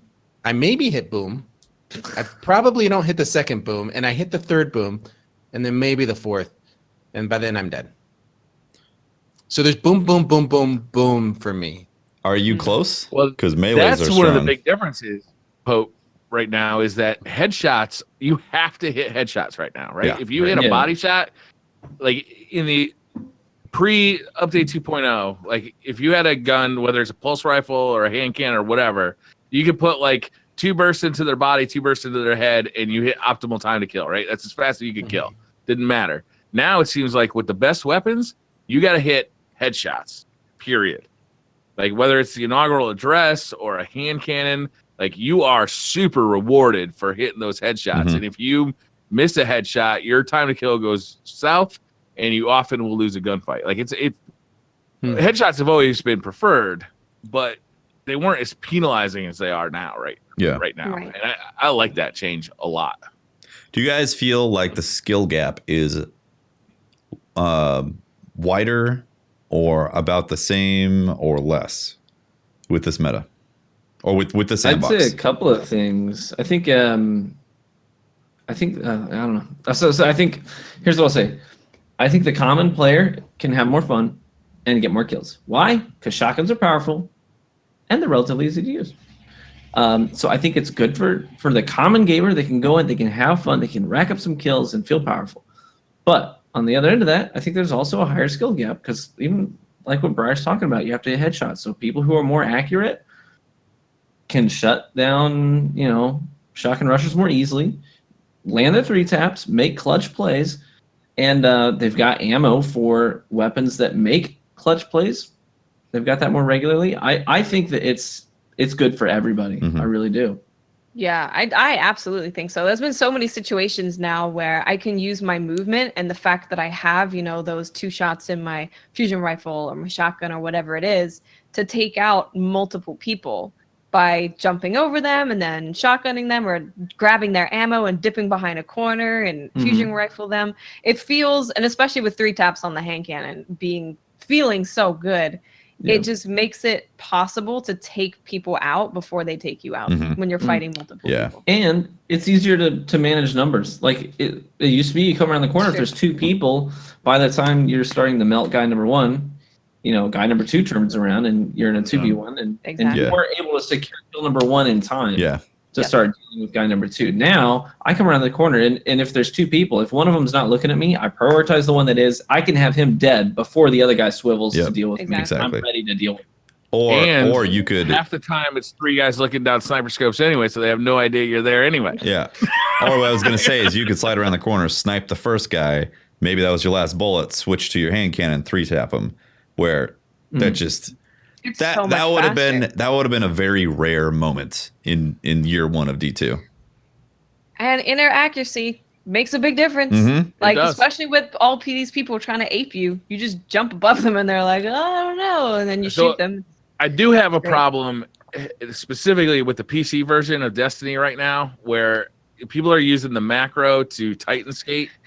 Yeah. These guys are flying around so fast, and they have access to unlimited one-shot melee kills with the shoulder charge and shotguns at this point. They are so fucking deadly, and they move so fast across a map that you can see them coming from, a good distance away, but you just have no time to get 3 shots off or even switch your weapons to a weapon that you can defend with. Like, I didn't really have a problem with Titan skating before, but now, like, I really think they need to fix it because players are moving so fast and they're using a macro to do it. So I hear you on the movement speed, but honestly, I didn't get shoulder charge that often, but I play pretty map aware. So if I see red on the radar and it's around a corner, I'm immediately thinking this could be a one-hit kill. So I'm already prepping either by A, I've got my shotgun ready, or B, I'm putting enough distance for the 3 These tap. guys, Tefty, can get in so fast that they're not on your radar and they're on you in like no time. They're moving so fast. I didn't I'm experience kind of that with at Brian all. on this one. Even on console, I got shoulder charged a lot today. I mean, a lot of my deaths were shoulder charge, even on console when people aren't moving super fast. So on PC, when they're basically on speed, it's amplified. So I could sort of jive with you on that, Briar. Yeah, I didn't get like, I haven't run into anybody yet abusing that, and I've played quite a bit, and I played a bunch of comp last night, with like 4 hours of it, and you don't see it in every game, but when you see it, like, it's obvious. Like, this guy is flying around the map, and he's just shoulder charging or shotgunning everybody because you can't defend it. Like, especially if he's any good at using cover. Mm-hmm. And I don't think we're saying that shoulder charge needs a nerf. Like, it's not. No. I'm not talking about shoulder charge. I'm talking specifically about Titan skating using a macro, which is technically cheating. Yeah. Yeah, I think the macro needs to be looked at because it's just it feels like it wasn't intended in the sandbox. I know a lot of people have been using it. I've personally been choosing not to use the macro to do that or the scroll wheel trick to trigger the speed Titan, just because I feel like it's going to get taken away at some point, and I don't want to adopt it. But honestly, like, I feel like if you're getting shoulder charged continuously, then you need to look at the way you're playing the map. Because I feel like you have a lot of options. And if you keep on falling into the same thing, then something's going. I'm not talking about a person who's moving at a normal rate of speed, though, right? Like, I'm talking about people who are abusing, like, a glitch in the game to move faster than you can move so fast as a Titan that if you hit a wall, you'll kill yourself. Yeah. I didn't have a problem with it before this meta, and now all of a sudden it seems very, very out of place. All of a sudden, it is odd that it's not like it negates some of the aspects of the game that are designed by Bungie. Like the movement speed and things like that. We've always wanted Titan skating to be back, but this version of Titan skating that I'm seeing on PC is not anything. D1. Yeah, it is not. That's not the intended speed for the character. No. Yeah. So even if you're at your fastest ability in D1 console, Titan skating, you were fast, but not that fast. You couldn't kill yourself running into a wall. So you weren't the one guy in GoldenEye who turned on turbo when everyone else was playing regular speed. So there is something to be said about that, Briar, that it is, because I think that you're running into some dangerous ground there when you don't articulate it like that, because nobody wants to see. I really dislike the fact that they took out the Titan skating.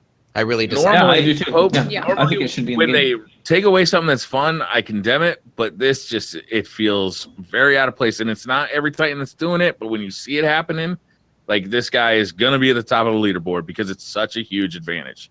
Yeah, and I think the difference that we need to point out in what you're saying is that it's not normal. Like for We're the not people that talking maybe are about not. Titan skating, Yeah. right? Like Titan skating was in D1. That was Titan skating. You had to move a certain way and you could Titan skate. This is way faster than D1. This is It's a Titan. completely We should different give it thing. a new name. It shouldn't be called Titan skating. It should be No. like Titan rollerblades. Titan Rocket League or Rocket Race. Or, I don't know. Titan like it. skiing. Titan mobiles. I don't know. But you're going twice as fast as what you were in D1. Would you say? Oh, you're going. You can go fast enough to you're kill going yourself. fast. Yeah. Yeah, that's crazy. Yeah, you can work up speed for that.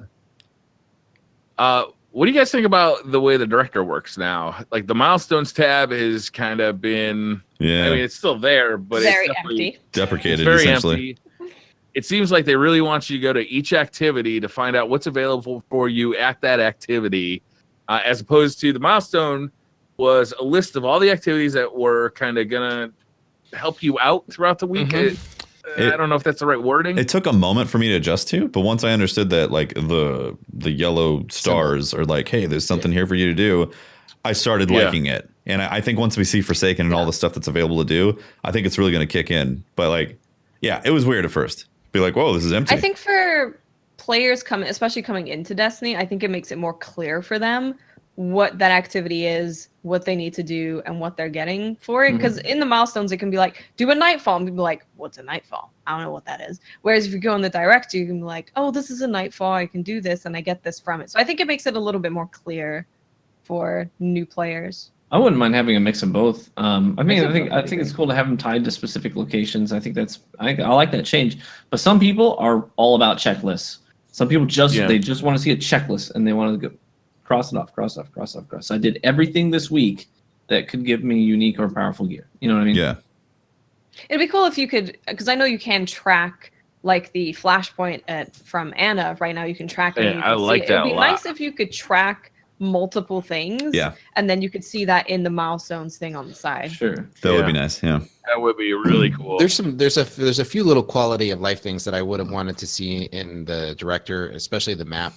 I'd like to have been able to be given some tools to put waypoints for your fire team, and that are not just essentially not necessarily a location, but be able to mark a place on the map and clear it, that your fire team will see. I know those are little tiny things, but for someone like me who loves to spend time in patrol and run around, it'd be nice to be able to put a waypoint into some random place and go, that's where I'm heading, and.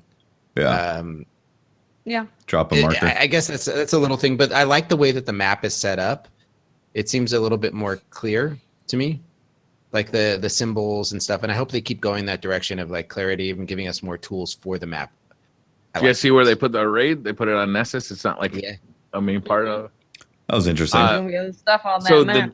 the without a doubt the dumbest comment I've seen over the last 2 days. The Earth is too big. The traveler should be in the middle. And then I spent 2 days with it. I'm like, you know what? The Earth is too big. The traveler should be in the middle, because you're like used to just like default clicking in the middle of the map, which is the traveler, and you just go to the tower, right? Yeah. And now it's like you got to go up every time.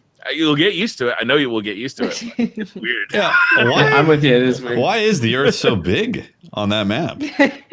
I don't know. It's like maps of like America and Africa. How America is like the same size as Africa. It's so weird. It's like, are we going to be going back to the EDZ a bunch for Forsaken or something? Like, why make it that big? I don't know. That's a good question. Weird. Yeah, that is a weird complaint. Well, maybe because the Barons, I don't know. Maybe. Sure, the Barons will be scattered everywhere. Oh yeah, have you guys seen the wanted people? Yeah. Like the wanted. Those are kind of cool. Summon strikes. So yeah, me too. There's some around in patrols too, I believe. Mm-hmm. Yes. What have you? I saw a flash of one, and I didn't get to kill it because the activity He flashed you. Yes. He just Do you need to talk about a Pope? I'm a little scarred by it, to be honest with you. Yeah? It affects me, and I'm in ways I can't really express. Is fallen junk kind of terrifying?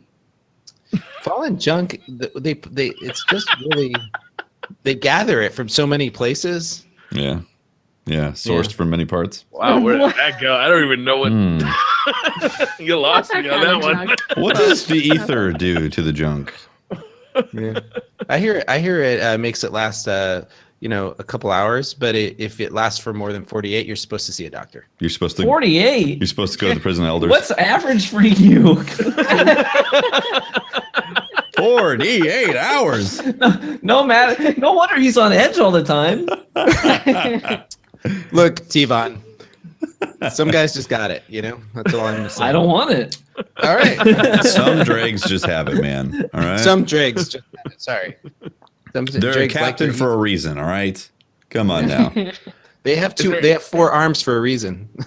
Is there anything else we want to talk about? Yes. Hopefully that's all they cut off. We do want to talk about something, and that's how What's that, Tennessee? convenient and easy it is to mass delete shaders. Oh, yeah. It's better. It's definitely better. It's definitely better. I couldn't believe when I went. It was one of the first things I looked over. I was like, okay, went to the Crypt Dark, went to the second page, and then I noticed that you have to hold down to delete, and I was like, It is unbelievable. a faster hold down. They could have done more. Why? Yeah. Oh, I don't think you should have to hold down, especially with the collections and stuff coming out where you're going to be able to buy shaders back. Like if someone deletes 5 shaders by accident, freaking whatever. A tap would be sufficient, right? Yeah. Let us tap it. It's also if I tap it 5 times, please delete 25 shaders. They also called it mass shader deletion. Mass, as in like a lot. Mass. Well, I mean, a mass is more than one, right? Like if you have a mass of cancer cells, that's nothing to laugh at, right? True. So, I mean, it could Why be you got to bring 5. cancer into this? I'm just, making a comparison. Now I'm to, depressed, Briar. 5 Thanks, man. Yeah, seriously, we're talking about video games. I was happy about Forsaken. You want me to read something really inspiring? Yes, I can please. do that. Do that. There you go. All right, Celestine 051 says, I've been listening for about 2 years now, but have watched all of you stream separately for longer. I work every Thursday night, so if I do listen live, I'm lurking with my phone in my pocket. Yo, get back to work, Celestine. Seriously. Slacker. I love the different viewpoints of Destiny and the diversity in the hilarious Twitter questions. I was excited for TWABs or THWABs, even more so because I enjoy listening to your takes. My favorite guest was Neil Kaplan, and he did Hell, It's About Time. It brought back so many damn memories of trying to get good at SD2. Though meeting you all at Guardian Con this year beats that. Keep up the fantastic content. Congrats on 100. Now let's do 100 more. Thank you very much. Oh, man. Yeah. Thank you. We got special people. We do. Yeah. Fun people. That's awesome. I think that wow, I forgot my train of thought. That just got me going somewhere else. Got you moving. That was a good reset. That was a good reset. It was. Brian. Yeah. Yeah, it's a great reset. I was angry about something, but now I'm not. Yeah. We need these. I can make them up lots if you'd like. Hope Bear, your head is so shiny, and your beard is nice. Thank you. Sincerely, Jack. Watch, your beard is beautiful. And Tefty, I love your purple hair. Oh, wait. Also on the 2.0 patch, they brought back radar and comp. Nice. Much better. Oh, yeah. I haven't even tried comp yet. Yeah. I have not. No. Oh, that's one thing that we should mention is that matchmaking has been a real issue over the last couple of days. Yes. And they've talked about it. Yep. They talked about it publicly. Yeah. Go ahead. So people matches take forever to find in quick play. Going from it being like no skill-based matchmaking, kind of instant matchmaking, to being, wow, this is taking a really long time. And then also a lot of people were saying that skill-based matchmaking was back. So Bungie came out and said it was actually Dylan who said it, DMG. He said that they didn't change anything, but it's completely possible that there was a bug that was causing matchmaking to be the way it was before, right? The thing we loved. They could have accidentally fixed the bug. So what they did say today in the TWAB actually was that they're looking into it, and when Forsaken launches, there will be no skill-based matchmaking. They're going to actually make it no skill-based matchmaking, not a bug. Yeah. Intentional no skill-based matchmaking. And also, if they're going to make a change to any of the matchmaking settings, they're going to do it in Crucible Labs, so we can play it and give them feedback on how it feels. Awesome. I was like, That's really good to hear that. That's really good. Yeah, I am very happy that they're actually having a communication line about this and not being super cryptic and denying things and then confirming, denying. It's like we just need a straightforward thought process on this, and I feel like they really are listening. Like they're like, okay, you guys want to have a different experience in quick play. We thought it was this way, but you want to have this way. Like I think that's so smart, and I hope they're able to fix it too. I hope it's not one of these things where it's like, well, it connects to the core engine, you got to pull this back, you got to unhook these things. It's then going to affect the shader deletion system, which is then going to make your ammo not drop in strikes. So we had to take spaghetti code. We had to take 6 months to fix this. Spaghetti. Like, I hope it's not that. Yeah. But, that problem, the skill-based matchmaking and the hand cannon recoil issues are both things that I want them to fix before Forsaken ships. Yes. These are important issues. Yeah. Yep. I gotta say though, like I'm glad that they're intentionally doing this now, because like we know that it was kind of a mistake. Yeah. That We skill-based were just matchmaking hanging got on to turned off. that matchmaking by a thread. We're just like, Right? it's broken. Don't look at it weird. The community was Get just fixed. blessed with this type of matchmaking, and then they like suddenly it's gone. It's like, no, but the meta's more fun. On the PC side, it's like I thought there was literally like 7 people playing PC Crucible at any point in time, because I'd see the same 7 people over and over again. Also, it is worth noting. I'm sorry to interrupt. It is worth noting that people are saying that, but matchmaking is different to where if it's a close game, they keep you with those people. Yes. So just That's make nice. sure that if you're like, oh, this matchmaking is so strict, I'm playing the same people over again, just make sure that it's Requeue. splitting you up and putting you back with them, and you're not just staying. Yeah, in the if you're in a lobby. If you're having fun, you can stay in there, if you're in a lobby that's extremely laggy, like definitely requeue. Don't Get stay out, in there, yeah. because the game just looks at the numbers, and if it's like, well, it was a quality game because the numbers were close, like it doesn't look at how much ping was in between you and the other person. Yeah. No. Yeah, but what I was saying before is that like I literally thought there was like 12 people playing on PC, because I'd always see the same people over and over again. And then the matchmaking got kind of messed up, and it was basically no skill-based matchmaking. And all of a sudden there was like this wide array of players to play against. And then over the last week, it was like 3 games in a row. On yesterday, I played streamers. I was like, holy shit, here it is again. It's like, this is exactly what it was before. And like, I'm so glad they're going to intentionally change. Yeah. Yeah. Oh, also, one thing I do want to talk about is Destiny 2 being free for PlayStation Plus members for a month. Yeah, that's and not only that, they get to play Gambit for a day for free. They get to experience Watts, I feel robbed, man. I should have waited to buy it and just waited until it's free. Pope, the greatest hot take I saw on the internet was, oh my God, they're in that much trouble that they got to give the game away for free. I'm like, you moron. No, this is like, hey guys, we have this really cool stuff coming out. Here's Gambit for free and the game for free. Come have a good time. Here's a little taste. Yeah, they obviously like it. Right before a big drop. I mean, come on. Yeah, it's pretty hilarious to see that kind of hot take. I'm seeing a lot of new people on PlayStation. Like a lot of low-level people running around. And I love that Bungie tweeted out Mason Sean's like welcome to Destiny video. Like, here's what you need to know. That's awesome. I love that they did that. Yeah. You know? They also did an MTash one. Did they? I didn't see the MTash one. That's awesome too. Like, I love that they're let's onboard these people. Not only welcome to the game, welcome to the community. Welcome, here are some of our community pillars. They're gonna let you know how to get started. Yeah. Right. Like, because that's one of the things that make the game so special is that this community is amazing. You know, like we know this because we've been part of it for 4 years, but new people coming in, like, they don't know about Guardian Con. They don't know about all these charity streams. They don't know about this. They don't know about that. They don't know how giving and wonderful this community can be. They don't know about LFG. Like, these are the things that the new people will need to know too. You know what's awesome too is they're gonna get to play. Like they'll have updates for each season for like new weapons. They'll have new Crucible maps. They'll be able to play all the Crucible maps. They'll be able to essentially play a really solid version of Destiny for free. They just won't be doing any new raids, any new story content, or like new access to exotics and secrets and stuff like that. Like it's really smart. I mean, that's going to inject a lot of player base into the Crucible.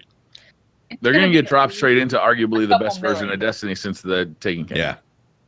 That's cool. It's going to be at least a couple for PlayStation. PlayStation's community is enormous. Yep. Yeah.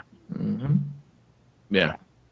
Well, I'm excited at the approach that they're taking to it, that we're going to see a bunch of new players. And I'm telling you, I joked around about it at the beginning, but if I was a new person who had never played Destiny jumping into the game right now, how freaking cool would you think Destiny was? I mean, it's pretty good. Yeah.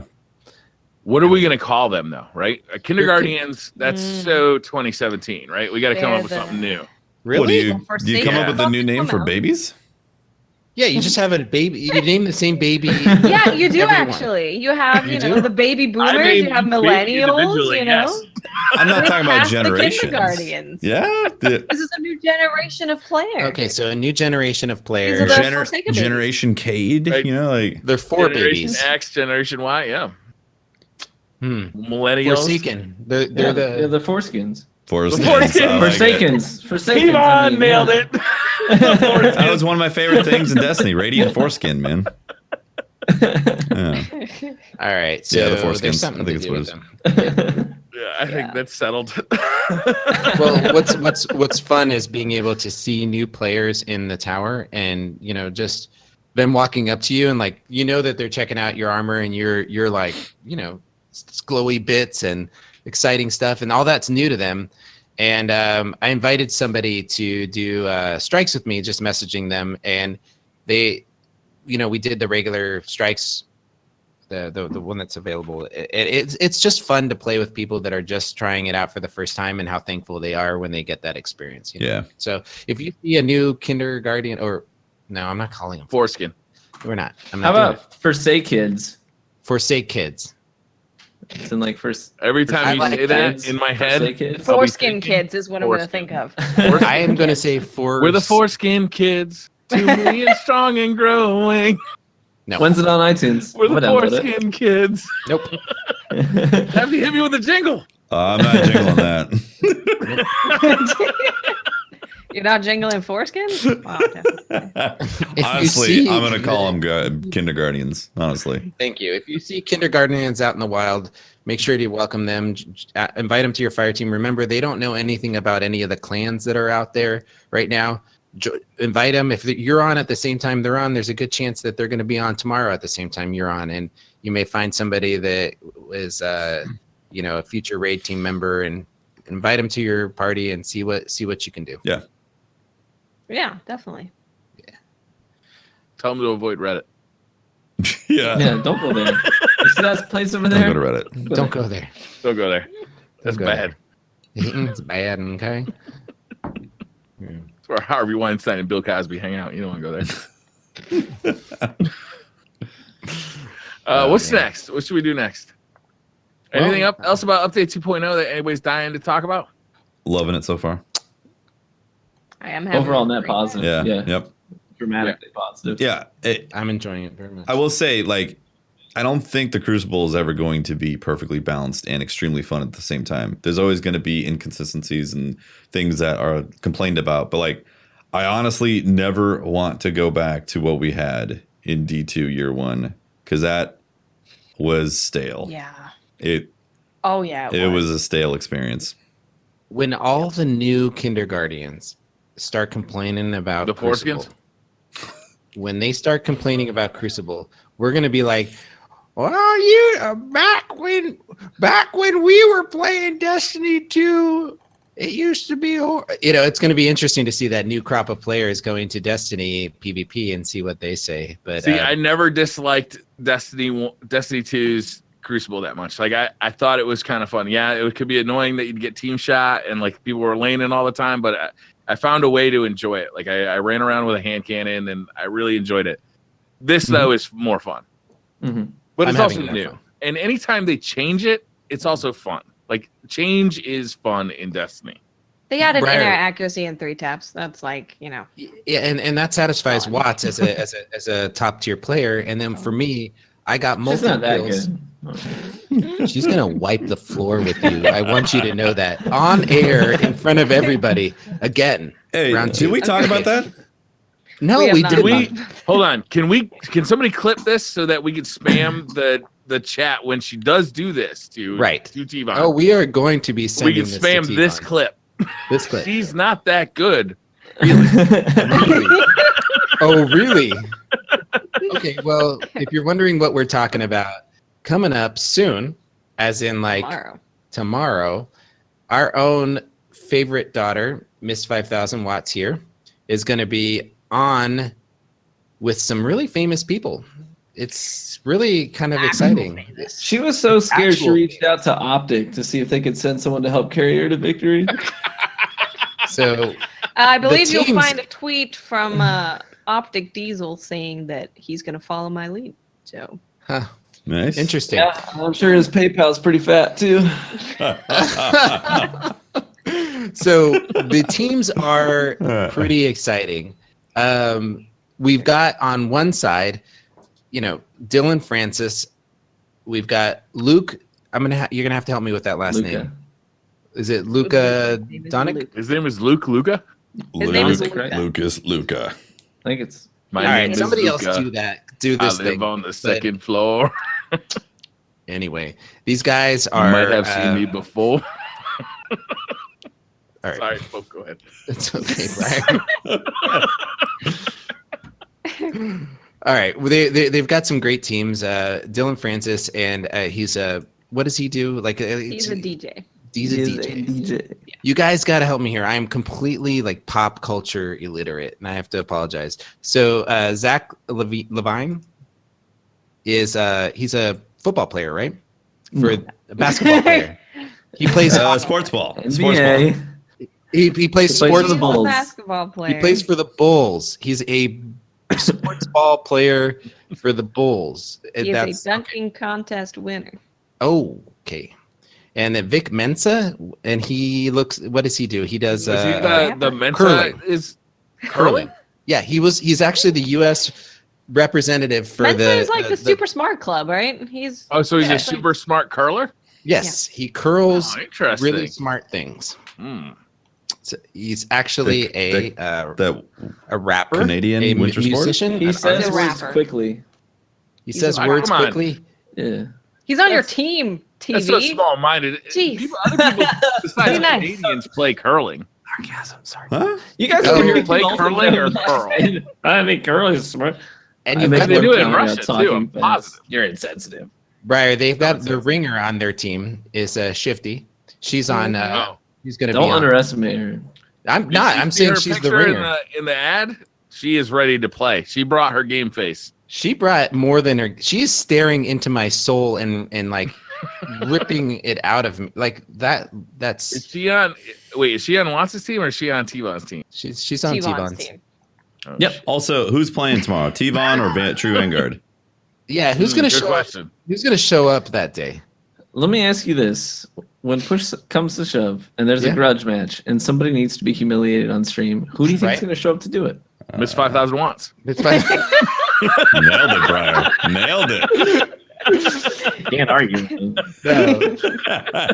So the teams are going to the teams look really solid. Honestly, it looks like they put some time and energy into like balancing them. They don't look completely out of whack.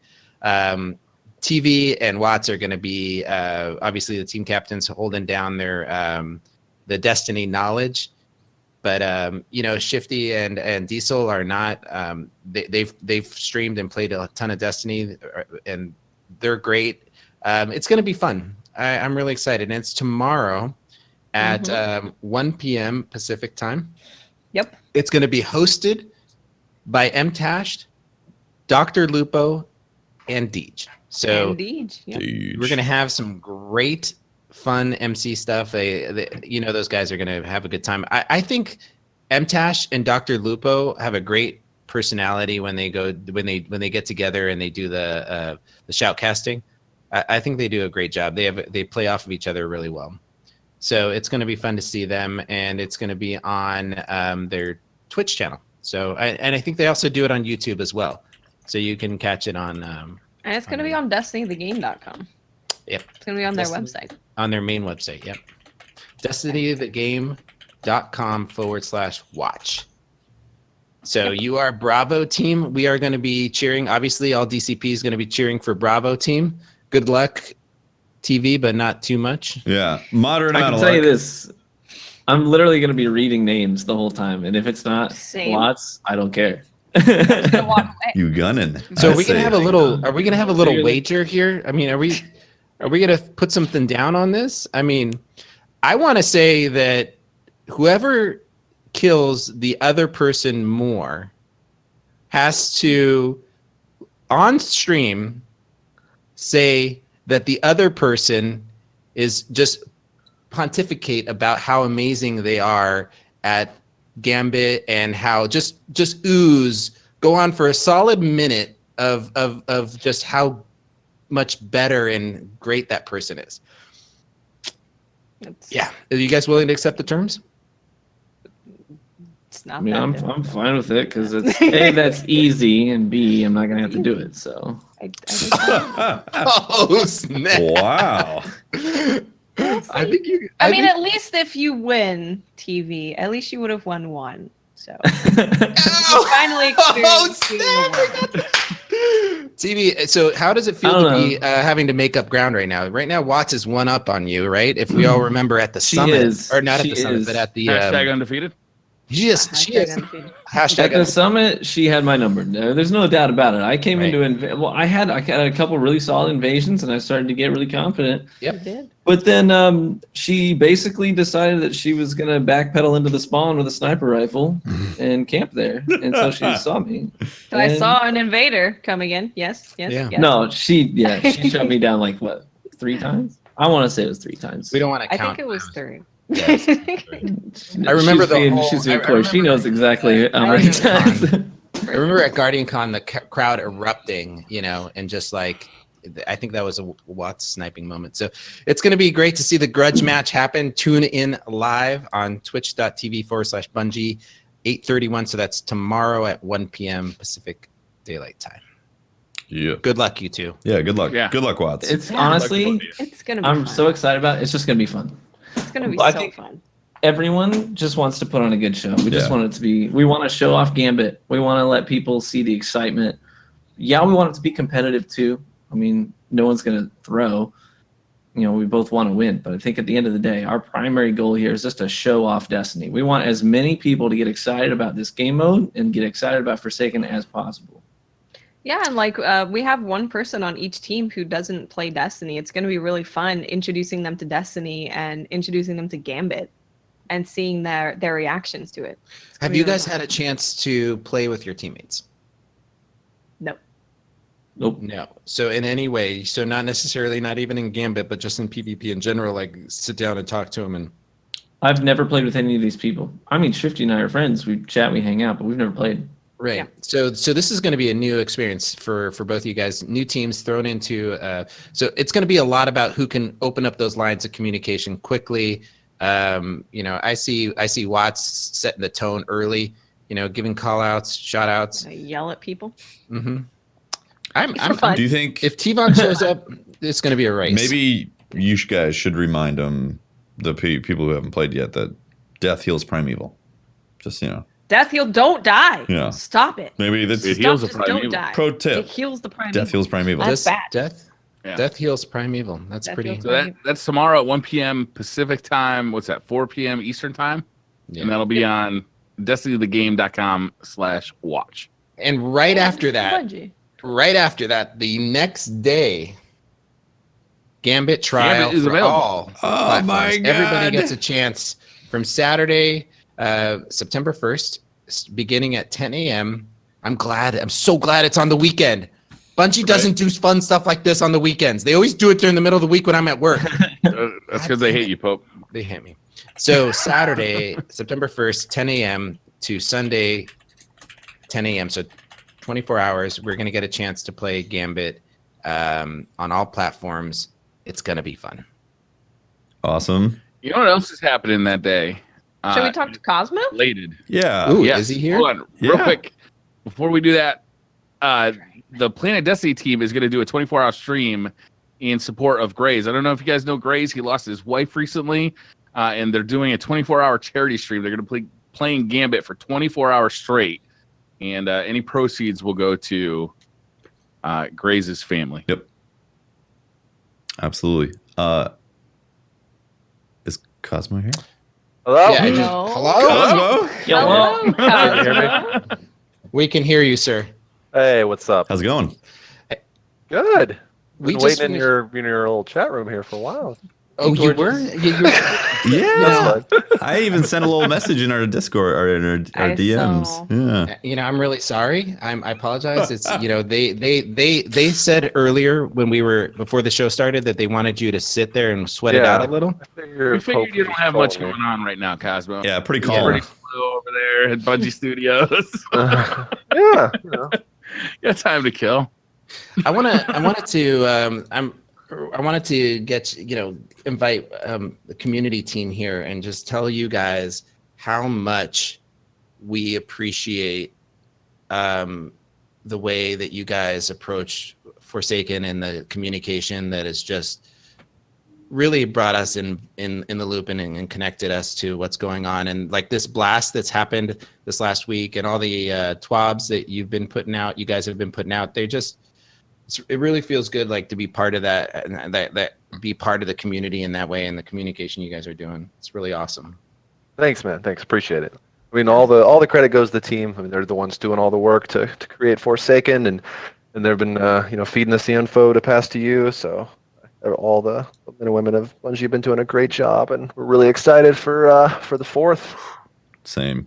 It's so I'm concerned at why your PvP greatness wasn't added to this Gambit showdown tomorrow. Yeah, what's up with that? I mean, was it from your performance on the no?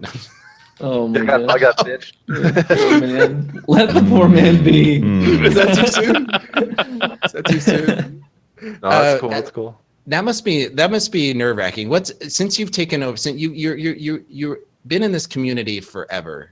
You were, a fan of and player of the game. You were on Reddit way before you started working at Bungie. And what's been the hardest thing, like transitioning to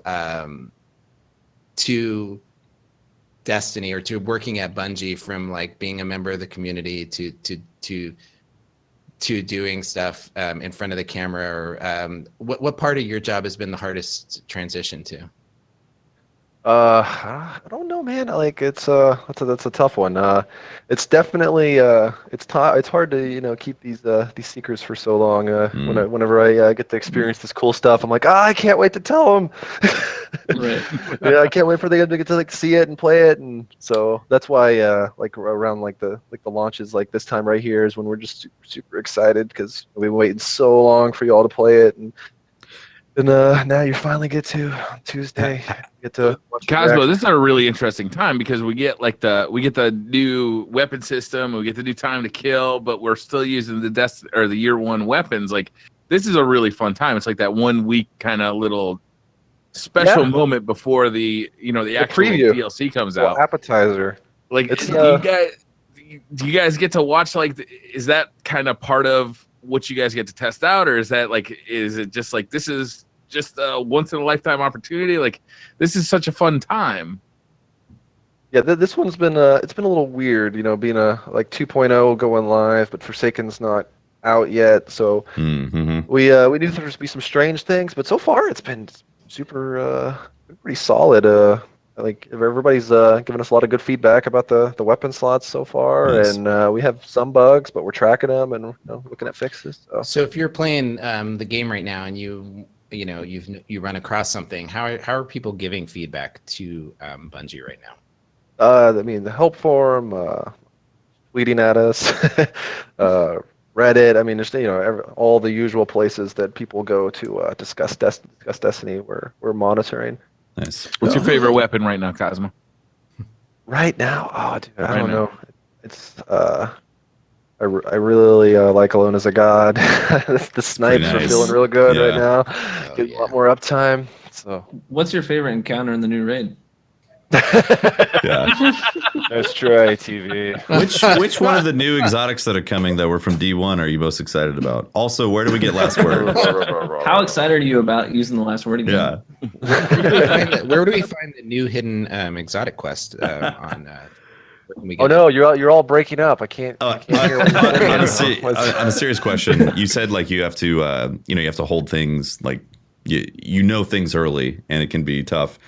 how long is it usually that you know something? And if you can't answer this question, that's fine too. But like, how long do you usually have to keep something secret before it actually hits the community, so then you can like decompress from holding those secrets?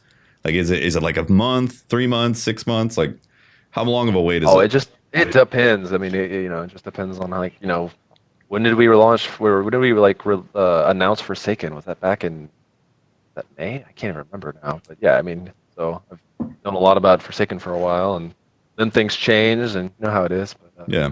Man, that's interesting. It kind of Patrick depends. can't go for more than like 45 minutes. Yeah, he's telling us everything. He's just always out there. He gave us a detailed map of the raid. I was like, this is crazy, man. That's crazy. It was crazy. Really gonna help. I was wondering why he was literally tied up in his tub when I got here. Like, who put you here? Why are you gagged? That's just his Thursday So I night. We had a note on him that said, "Do not untie until Forsaken." Typical Thursday I night want for to know Holtz. who's gonna win the showdown tomorrow.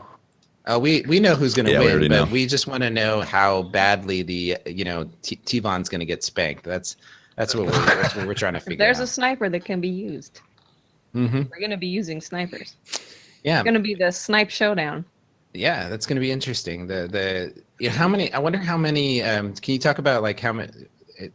I guess how many like rounds they're going to play, or is that all stuff they're going to talk about We're tomorrow? just gonna let you guys find out all that stuff tomorrow. Yeah. Yeah. All right. Well, that's cool, man. I'm willing to put some money on Watts here. So hit me How up much and- money? Oh. All right. Let's just say a butt tattoo's worth. But Are we gonna carry this butt tattoo throughout?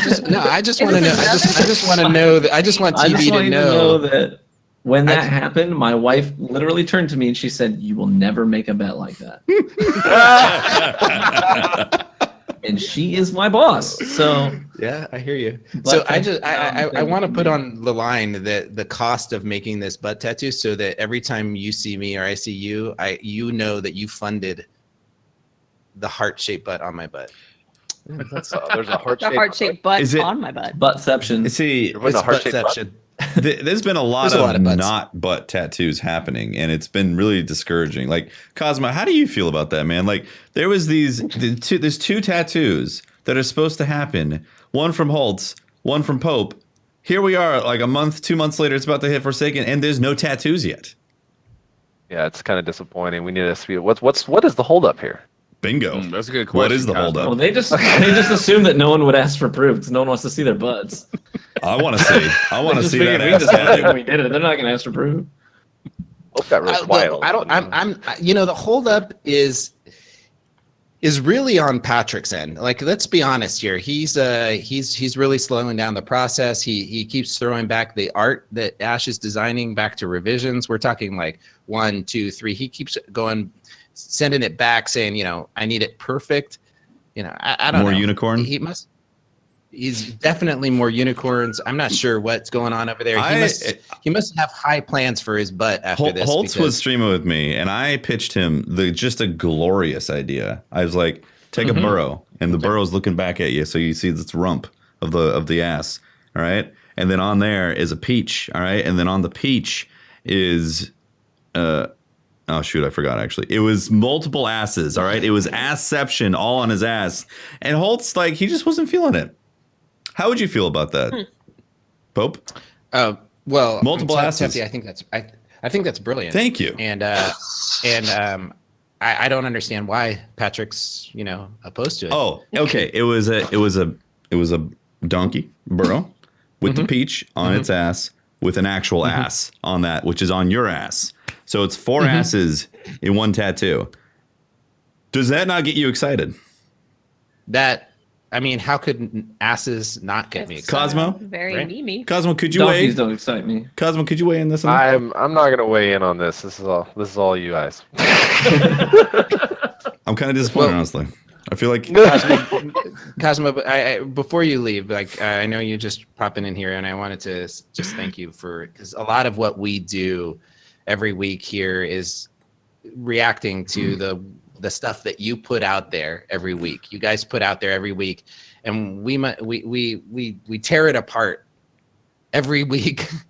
So you write something, and then we just tear it apart and talk about it. So I just wanted to We go thank you. extra hard if you sign it. Yeah. Just in the ones that you signed. Yeah, we have a pretty rough grading process here. Wait, what do you like? Give Dylan a pass here? Is that what you're saying? No, Dylan's tend to be a little bit more accurate, a little bit more, filled with good information. Can you tell us the information behind what's the history behind your kitty cats? I think Why is that? Yeah, well, I came from Reddit, and they're kind of like this Reddit culture behind cats. And then there was this big joke that Cosmo's going to put like cats and stuff. So I just better put them in the TWAB. Kind of. So in every TWAB. It's a TWAB. So there's a picture of a kitty. Have you ever not had a picture of a kitty in them? I think I may have forgotten once, but I'm not sure. So it's like somebody should go look at all of them and find out. See, I expect that by tomorrow. I wonder how many people didn't know that there's actually hidden cats in the TWAB. That's the challenge, is to find all the cats. Yeah. Find the cats. If those listening and have never actually looked, there is legit hidden cats. That's end-game content, folks. Yeah.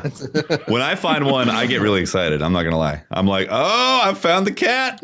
It's great. Briar, I thought we'd jump into a couple of the end Twitter questions while Cosmo's here, just to throw those down there, hear his take on a couple of them. Yeah, I think that's a great idea. Yeah. Not to put you on the spot, Cosmo. These aren't game-related questions. No. Our community comes up with special questions. They just want to know more about our thoughts on life. Hollow says, am I weird for picking Twizzlers as my favorite candy? Yeah, there's better options. Well, what would be the better option? Reese's peanut butter. The question is he weird for picking Twizzlers? That's not weird. Are there better candies? That's not the question. The question is he weird for picking Twizzlers? The answer is yes. Yeah. Yes, yeah. Twizzlers are ass. Yeah, I mean, if that's your candy, I don't think there's much better options. Like, there's better options. Are we talking classic Twizzlers or like pull and peel like Twizzlers? There's a big difference. I think we gotta assume classic Twizzlers because you didn't specify the pull and peel. Tefty's just out here always shaming everybody. There's better options, just straight up. There is way better options. Tefty and I are. Yeah, but there's something wrong with him then. I don't know. Well, there's not necessarily something wrong with them. It's just that there is clearly. It's like, we had this discussion about PBR. There's better options, just straight up. Wow. I am with Tefty. You're shaming somebody for his Twizzler choice. No, Twizzlers are delicious. Hollow needs to get some backbone and stand up for what he believes in. Always bring Twizzlers to the party. You can be the Twizzler guy. Own it. I wonder how many people. I like Red Vines better. I wonder how many people are gonna be like, I'm good, no thanks. If you brought like Reese's peanut butter cups, though, I'd be like, damn, I kind of want one of those. Well, then maybe you'll stop getting invited to stuff, and then you can just stay home and play Forsaken. So maybe this is a good plan. Don't invite that Twizzler guy. It's like, yes. Cosmo, unrelated to that question. Pull and peel. So there's a cafeteria area when you walk in. There's food for Bungie employees there. What if you walked into work? What candy would you most want sitting on that table when you walked in? Yes, Reese's. I'm a big fan of. Bam! Really? Reese's Pieces or peanut butter cups? Peanut butter cups. Hell yes. I like the pieces too. The pieces are legit too. Yeah. They're good. They're a good option. But if you got the pieces cups, travel better. Yes, exactly. But if you the best part of Reese's is you got to put them in like either refrigerator or freezer for a little bit. Get them nice and cold. Chilled Reese's is delicious. You know what else is good? You know what else is good? When they're mixed into ice cream. So if you have like a Blizzard, Dairy Queen Blizzard this with Reese's. Was the greatest gift that Friendlies gave to man. Yes, exactly. The Reese's peanut butter cup and ice cream. Yeah, it's just delicious. It just works, guys. It just works. There's a Dairy Queen like a half mile from my house. So I get the Reese's Blizzard. McGee the Beast says, what sport would be the funniest to add a mandatory amount of alcohol to? They're all so good. Pole vault. Seems like curling would be good, right? It is good. What'd you say, Cosmo? Curling, you know, like Curling. Oh, That was my answer. That was the one I wrote down. I was like, oh, curling would be good because they're on ice and they're doing stuff like with sweeping slow. Yeah, great minds. Yes. Yeah. That would be good. Yeah. I don't know, something like archery or something, maybe. I'm gonna go with mini golf. Mini golf. Dude, first make it a Is sport. that sport? Make it a sport. Mini golf a sport. Yeah, make it a It's sport. not a sport, though. Do we have like, is there like a mini golf world championship? We could start one. ESPN 8? We could start one, and then it's officially a sport. Stream ideas. Yeah. Yeah. These are goals. What is it with people on the internet and fascination with cats? Yeah, She's Cosmo. chasing her It's tail. one of the- it's just one of the. It's just one of those things. Cosmo, yeah. can you fill us in on this? Yeah, I talk don't to know. us. I don't about know. I can't. I can't explain. have you figured out? Have you unlocked the secrets of the internet? What makes people the way they are? No. No. No. All right, next question is from Ethan. So we've been asked this question. We actually answered this question like, I don't know, 100 episodes ago, right? But we get asked Literally? it 4 or 5 times per episode, but it all comes to the gamer tag. Like, how did you select your gamer tag, your streamer name? Like, where did it come from? So let's start with Cosmo. How did you come up with Cosmo23? So Cosmo is a nickname I've had forever. Because back, I think it was like in the 4th or 5th grade when Seinfeld was still a popular television show. You know where this is going? Yeah. You gotta be kidding me. No. Yeah, some friends on my basketball team said that like because I would like slide around the court, so that I looked like Seinfeld. Oh, wow. Or not Seinfeld, but Kramer. 100% see this. Yeah. This is incredible. Oh, that's so funny. The good old times. So I, just had it, stick around forever. Cosmo, how tall are you? It works. 6'5". He's a tall boy. 7'10". Yeah, you feel like you're 7'10", actually, in person. When I see him at events, I'm like, he just rests Same his height arm as on my Zach head. Levine. If you stacked Pope and Tefty up, Yeah. you get one Cosmo. You get one Cosmo. Exactly. We're like hobbits. Sure. I want to see They you guys prefer like, go halfling. to an event like on each other's shoulders in like a big coat, like Yeah. where the kids are trying to pretend they're an adult. Put a badge on that says, "Hi, my name is Cosmo." I think you're over. I think the friendly, height shaming is crossing a line right now. True Vanguard, where'd you come up with your name?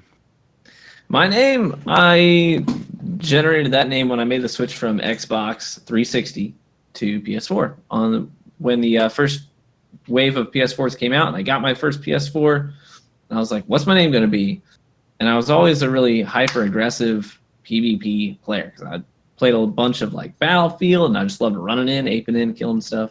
I played a lot of Call of Duty, played a lot of Halo. So I was like, I need a name that sort of fits my play style. And I had recently come off of a full playthrough of Mass Effect 2. And the class that I loved to play was the Vanguard. Because you do the Vanguard charge, right? You boost into the middle of a crowd of people, and then you whip out that SMG, you know what I'm saying? And I loved it. And I thought, man, that really fits my playstyle. Maybe I'll incorporate the word Vanguard. So I went through a couple different versions and finally landed on, I'm a true Vanguard. I like to go in. I like to just be aggressive when I play. Nice. So And it works well with Destiny. exactly. So I go. get people who are like, "Wow, you like Destiny so much, nerd, that you made your name." You're like, no, I like Mass Effect so much. Thank you. Yeah, people think that Bungie invented the word Vanguard or something.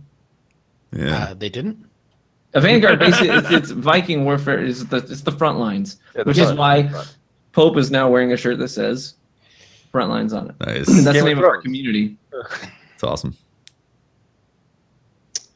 Watts, where'd you get your name? Oh, sorry. Oh, What? me? I stole it from a DJ. Hey, Mr. That DJ is still popular. So Dylan Francis better be careful. I might. It's great. Yeah, it was a DJ that did chopped and screwed music. He was really big during that time in Houston, and I just liked the name. So when I had to make my name on Xbox, I was like, 5,000 watts is kind of cool. I'm just gonna do that. So Was he Mr. 5,000 watts? no, he was DJ Michael 5,000 watts. Oh, okay. Nice. Doesn't have the same ring to it. Pope. Yeah. It's similar to Cosmo in that I've had my nickname, or what later became my gamer tag, since as early as I can remember in elementary school. We got in trouble if we talked about video games at school, and this was back in like the 3rd grade or 4th grade, and Legend of Zelda had come out on in Nintendo, and this was before we could afford to get, there was no like internet to get maps or anything, so we would draw and Nintendo Power and right, and so we couldn't, none of us, our parents would buy us Nintendo Power or anything, so we had graphing paper, and we were drawing square by square the entire map of Legend of Zelda. Okay. And so we all took code names, and so that when we were talking about it, and if one of us got caught with a portion of the map, we wouldn't lose the whole map. So we each had one sheet of the map, and we had code names as to who had the portions of the map. And so mine it's a combination of my first name. So my first name is John Paul, and so that's Pope. And then my last name is some variation of the bear. So that's how I got it. We all came up with code names, and I've been called that by my friends since, I don't know, it's probably like 8 years old. It's awesome. Maybe less than that. 5. That's cool. That's cool. I like the idea of feeling like you need to go with code names for something like a map that you're drawing about a game in case you got caught. Yeah. Because they would confiscate that and be like, valuable. You can't be doing this, and this is valuable. Can't be tracing this back to your name. Well, we had this theory that, like, because each person had to have a legend, like, for the map to see who had what square, right? And so A1 was Pope, A2 was, and so we had to put them all together. Each person had to own a map. And so I don't know. We were nerds, I like to We're huge imagine video that the game teachers nerds. really didn't care, but Pope felt he needed to like create this elaborate You system. felt like it. Probably didn't. That's hilarious. They probably didn't. Mine's pretty simple as well. Like my middle name's Teft, and my friends would call me Tefty, Teft, and it just happened to be something that not a lot of people had online as well. So I stuck with that name. So it's not as. Did they ever call you Tactical? Actually, no. If I was your friend, I would have. That's definitely something that happened on stream first time. Not even in middle school. No, I know it seems pretty obvious, but no. Yeah. It is a satisfying word to say. You know Teftical? what I mean? Tactical. No, it is Teft. great. Tefty. Nice. Yeah. It's a family name. Where did the Tactical? other Teft come from? If I were to choose between your 3 names, it's unusual to get a middle name Right. Mhm. as your kind of like main name, or your common for sure. name. But it's an attractive name. It's a good name. Thank you very much. That almost Are you sounded like hitting a on? compliment. Yeah. I am a little Wow. bit. That's very nice. I'm hoping to get a little action next Briar's year at Guardian Con. Cosmo, I was seriously waiting for the douchebag comment from him. Like there isn't. You missed a very big opportunity to throw that in there. I'll work I'm harder next disappointed. time. Yeah. Thanks. I appreciate that. Yeah, I'll it try could to look out. the stream could have been for me. It could have been welcome to the Tepticals or welcome to the Sack, but I chose to move away from that because at some point I'd have to explain that to somebody who has no idea what Twitch is, and then they'd be like, "What the hell are you talking about?" And that's a hard thing to Tactical, do like on popsicle. Yeah, that's tough for branding to put that on a shirt. exactly. Branding, other I was gonna wear that in companies, public. other companies would be That's like, pretty great for branding. It writes itself. Yeah. I'm not gonna lie. I'm thinking about getting a "Welcome to the Tactical" shirt. "No, It like lays right welcome to there the for you. Sack." You know, That's Kind of amazing. shirts. Yeah. Welcome to the Even Sack. shirts Yeah. they're putting up? That's true. My name was something I chose for myself. I was playing Counter-Strike mods on PC in like the early 2000s, and I was playing one Counter-Strike mod that I needed to. It was either a Quake 3 game or a Counter-Strike mod that I had to type a screen name in. I was thinking, like, what describes me the best, and I was thinking of the Brer Rabbit that kind of like gets caught between the briar patch and like the wolf or the whatever that's chasing him. And he's like always kind of a rock and a hard place situation. I was like, yeah, that pretty much nails it. With it. nice. Besides, you look kind of like a rabbit. Yeah, the rabbit thing doesn't really work, and everybody's always talking carrots and like whatever. Whatever. They don't get it. They don't get where you. Well, yeah, go ahead. Right. All right. Yeah. Florida Gator says you go to. Oh no, I'm not doing that one yet.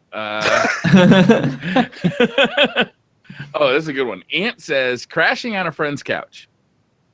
He gives you a short blanket that can only cover your feet to your middle back, or from your middle back to your shoulders. Also known as all blankets. Yes. For Cosmos specifically. Relate to this one. Keep going. Go. So you're sleeping in whatever sleepwear is normal for you. What do you do?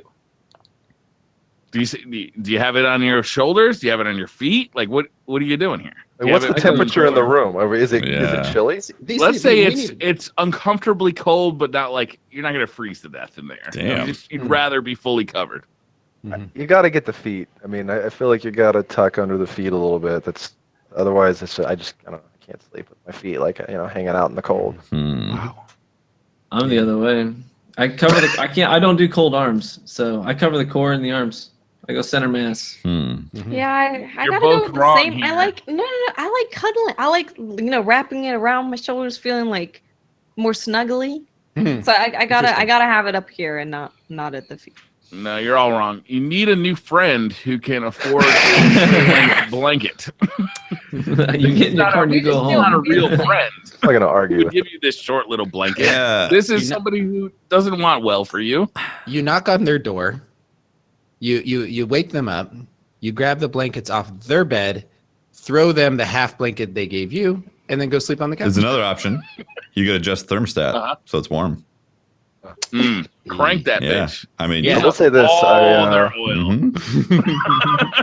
A while back, I was sick, so I didn't want to get my wife sick because we had the baby, and I slept on the couch. So I took one blanket, which I used, for my feet and lower portion, and then I had another blanket for the top portion. So it was like, dual blankets. Yeah. dual blankets. Yeah. Dual blanket setup. Is there anybody else that for me before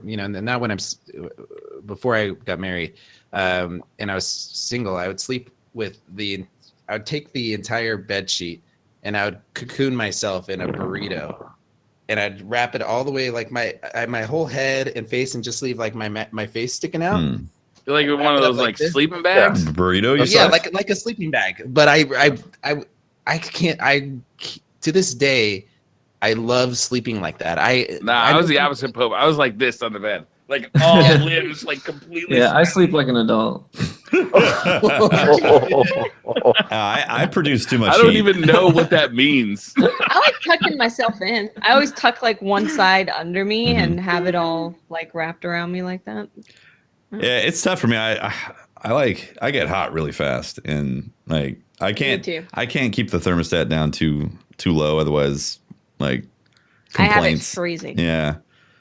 You know what you need? There's this thing called jet bed or something, where it comes with a comforter, and it blows air into your part of it. What? That sounds amazing. So one side can have a warm bed, one can have a cool bed. Yeah. And you're still in the same bed, you're still sharing the same cover, it's just blowing different temperatures. Wait, so it's blowing air up your... Well, no, it's going into the comforter. It's making the comforter really warm or really cool to help regulate your body temperature. I don't know. Only thing I can think of that is it makes cool. I'm getting one. Briar's ability to what did you call it, Briar? Where you dropped a surprise for your Dutch oven. Oh, the Dutch oven. It only expands your Dutch oven. I feel like you could adapt though. Could you? Yeah. New meta. Wouldn't it flush it out? Speaking of disgusting, the Weekend 9 says, why isn't boob sweat called humidititties? This one was specifically designed for True Vanguard. Yeah, we know you're an expert in this. So your wife specifically asked us to hold you to answer this. Yeah. She I wants was you- really concerned when the words "your wife" came out of your mouth right now. no, man. No, This man. is specifically for True Vanguard. No. Your wife, and I'm like, are we fighting? On Twitter, Are we on fighting? Twitter, she said she actually responded and said, "You need to get him to answer this question." So, anyway. Humidity. Why is it not called that? Humidities? Humidity. Yeah. Humidity. I don't have any good answers. I mean, if you Spell want to call it that, you can call it that, but just Yeah. be prepared to have no friends. Oh, Oh. that's a strong stance to take. Mr. Goodbye said, congrats on another 100 episodes. Is calzone a folded pizza? Ooh. No. No. Yes. It's just it's what happened when a guy making a pizza screwed up, and it folded over on itself, and they decided to sell it. That's like saying the guy who invented Velcro fucked up. He No, did. it was an accidental, awesome mistake. The calzone is a beautiful thing, Ah. but it's definitely a folded pizza. No, it's more than that. I think you're short. I don't think you're doing a calzone justice if you just call it a folded pizza. What's It's different more. about It's it? more than the sum of its parts. Yeah, you don't get golden brown cheese in like inside the calzone the way it cooks. Like that's clearly different. Some of the crisp. It cooks different. Yeah, it cooks Yeah, it's clearly different because they folded it. Yeah, but you don't get that You same don't type get- of texture. You don't get like the same type of burn in from the Yeah, oven. and it's a different experience too because you're not eating towards a crust and then you get a breadstick at the end. It's different. You know, it's a different experience altogether. Yeah. Is it, so let me ask you, TV, in that logic, is what do you see a hard crust taco, right? A hard taco shell taco and a tostada as two different things? I think the experience is different. Yeah. So the experience of eating it, the oral, like that matters Yeah. Oh yeah. in absolutely. the definition of it. In that case, he sold me on it, Brian. I'm with him on that one. They're different. They're different things. I mean, even when it comes down to the toppings, if it's a pizza, the texture of the toppings are different because they're exposed to the heat in a different way. You know, for example, your pepperoni is going to be harder and a little bit darker on There you go. the edges, on the outskirts of the pepperoni. I don't think Doesn't make Breyer that- was expecting you to apply logic and reasoning to this On question. top of that, Yeah, definitely it wasn't what I was going on top for. of that, would you call a hot pocket a pizza? No. No. It's a hot pocket. No. I mean, but I also wouldn't technically, call a hot pocket a calzone. It's an evolution of a calzone. Wow. No, evolution? man. Evolution almost. I think it's more of an evolution of a Pop-Tart. devolution. De-evolution. Pop Tart. Mm-hmm. Pop Tart Like doesn't a have- ravioli. Wow, man. You're off the rails. You're I off. don't You're know off. what- You're off it tonight, Breyer. You've gone places I can't Pop-Tart. go. You're on the nuts, Brian. Yeah, you're clearly I'm on the nuts, nuts. man. You're on the You're on nuts. the You're nuts. on the nuts. You're out of line and you're on the nuts. Oh no. That's a thing now, isn't it? It's the So this seems like a good time. I'm gonna head off. Guys, well, thank you for joining. yeah, definitely. Cosmo's like, I'm gonna get out of here before I get on the nuts. All right. Cosmo, Before I go, appreciate- I want to yeah. say that congratulations on 100 episodes. And, Thank you. Thank you. We love everything you all do. You guys do a great job keeping everybody informed and having a good time and entertaining always when we check in. So you guys are up to. Thank you. Thanks a lot, Cosmo. Thank you Thank very you much, so much, Cosmo. Cosmo. Thank you for joining us. We really And Watts, appreciate it. please take it easy on TV. Ah! Don't let them too much. All right. Let them get a couple invasion kills before you shoot him in the head. All right. we gotta build him up to break him down. Yeah. Let him think he has a chance, and then just crush him. Yeah. Yep. Okay. All right. Y'all have a good night. You too. Thank you, Bye, Bye, Cosmo. Cosmo. I thought he was All nice. right, now that Bungie's gone, I can ask some Destiny questions. All right. Oh man. So we got to rewind it back to the beginning, right? The actual Run it back. run it back. Run it on back. Alan says, if you could buy real estate on any Destiny location to build a home, where would it be? Oh, Building a house. You're going to live in this house. Current. It's got to be on a Destiny location. D1 or D2, Angle. right? Or Forsaken. Yeah. Yeah, let's throw Forsaken in there. are is it the current meta? Like, are there enemy races there? Let's go with no, because like I don't think that's gonna be a livable situation. I mean, I'm not taking my kid out for a walk in the stroller if I've got fallen captains coming in for a glimmer run. Yeah, no. All right. Yeah, I feel like it would be between Venus or Nessus because those places are beautiful. Nessus is beautiful. Yeah. I love That's Nessus. really good. Yeah. Titan's out. Oh yeah, nobody wants to The live in I don't Titan. wanna be Cosmodrome there. has potential. Although I will say the arcology is a really freaking cool It's space. true. Yeah. Especially at We the. just wouldn't get any sun, but we don't. Yeah, I don't want to build a house. I'm a there, streamer. I though. don't get sun as it is. That's a good point. I'm gonna go with past Mercury. Ooh yeah. Oh yeah, that's good. It is That's a nice, good one. yeah. That's a good one. You're gonna want to load up on the sunscreen though. But it's so sunny and beautiful. I have a nice villa. I have some water. Have you seen the trees? The trees are gorgeous. I'm gonna have lots of trees. I'm gonna move into the. I'm just gonna move straight into the farm. It's just by a lake. It's chickens. Well, It's shit, that's empty. a very fucking reasonable What? It's answer. empty. There's nothing there. Nobody visits. No one will ever disturb you. It's good. It's already got all the technical things for me to get internet. I'm sure it's up and down. It's pretty high. I You went can there play a couple soccer. of months ago just because it's a joke. I'm gonna go to the farm. There's not gonna be anybody there. It was packed full of people. There was all sorts of people there. I was shocked. Yeah. I A lot played of some people in chat soccer. are saying Dreaming City. I haven't seen it yet. Interesting. I haven't seen it yet. Not so sure about that. But I will say the reef seems like a pretty cool place to set up shop. Reef seems spooky. Spooky, a little spooky. Yeah. A little spooky. How do they have gravity there? You know, It's artificial. why does every planet Okay. have the same gravity?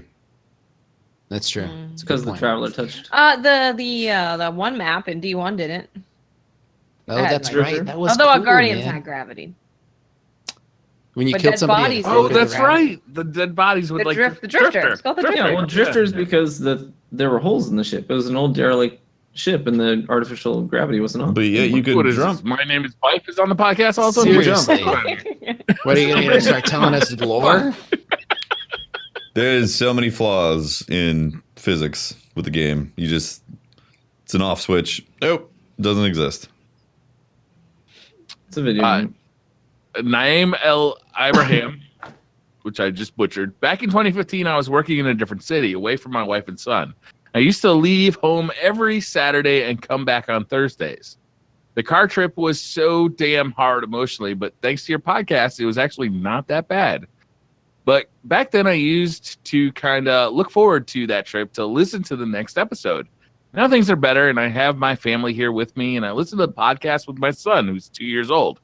He calls every single one of you uncle, even Watts. He may not really feel the impact you guys have on my life and many other lives to you, but you bring so many positive feelings and great laughs. For example, the dead cat segue and countless tears that I cried laughing. Thank you, and keep up the awesome podcast.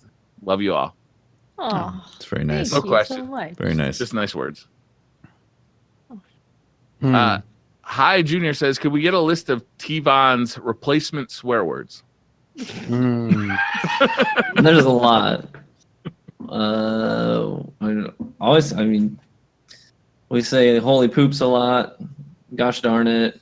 There's a lot of people from my community in chat. Sound off if you know some off the top of your head. We got lots. I got pretty good at replacing swear words over the course of the years. Yeah, lots of frick. Fudge nuggets. We say fudge nuggets a lot. Yeah. What the French toast, which is on some of our merch even. Heckin. Say a lot of heckin. Son of a biscuit. Yeah. Mother Lots of trucker. hex. Mother Gosh darn trucker's it. got to be. my Mother favorite. trucker says mother trucker a lot too. Yeah. Son of a biscuit eater. Son of a biscuit eater. Yeah. Oh yeah. There's plenty of them. Yeah. Today fart knocker. Yeah. We reached back to my elementary school days. Shiitake mushrooms. Yeah. That's got to be one of my favorite things about your stream, TV.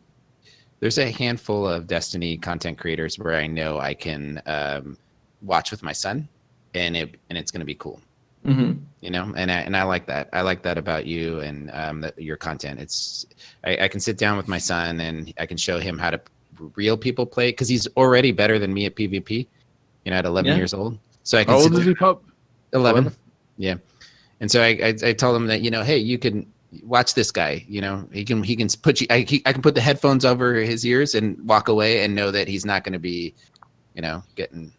Yeah. So I appreciate that. From you. That. Yeah, I always love hearing that feedback. We do try and. I think that's one of my biggest pride points, honestly, is the quality of our chat on our channel. I really have my mods to thank for that. And some of our regulars who've helped to create that environment. But that's one of the things that we hear all the time is just how welcoming the environment is there. So I love hearing that. That's one of our biggest pride points. Yeah. Mods go so far into creating a channel. Oh yeah, absolutely. It really is. It's such a collaboration. Yep. Last question. You guys down with finishing this one up? Last good one? Yeah, sure. Absolutely. Yeah. It feels like it's gone by so quickly. It's crazy. Yeah, it's already nearly 9 though. Yeah. It's nearly 3 hours. Mm-hmm. I haven't had dinner. I'm starving. Most interesting Korean says, Always. Punched in the nuts or poked in the eye? Well, I'm going to go with the nuts because we're on the nuts tonight, guys. Because we're on the nuts. We are on the nuts. Yep. I can honestly say that I don't there's have nothing that debilitates me like a good old nut kick. How So I'm how bad of a willing poke in to the eye go with though? Yeah. I mean, the worst poke in the eye Someone just, compared like, to the swiveling worst it around. punch in the nuts. Like I could go Without blind damage. or I could not have children again. Right. I'm pretty filled up on children, so I Yeah, think I'm going to that's go with nuts. Yeah. I got 2 kids and my nuts don't make me money, so not anymore. Well, for me, they still really get those. Never mind. Yeah. I don't want to go blind. I'd have to take one in the nuts. Yeah. Yeah. Hey. I think if we're talking no permanent damage to this question, Mm-hmm. then I'm getting a poke in the eye. God, that just sounds I terrifying. don't know if I've ever been like actually poked You in the see eye. it coming. Yeah, exactly. Your nuts don't Okay, see it so coming. Briar, I the reason why I'm answering this is because I think I've got the closest experience to that. Somebody poked you in the eye? I used to ride bicycles a lot, and you ride bicycles with a glasses. Were they tandem bicycles? No.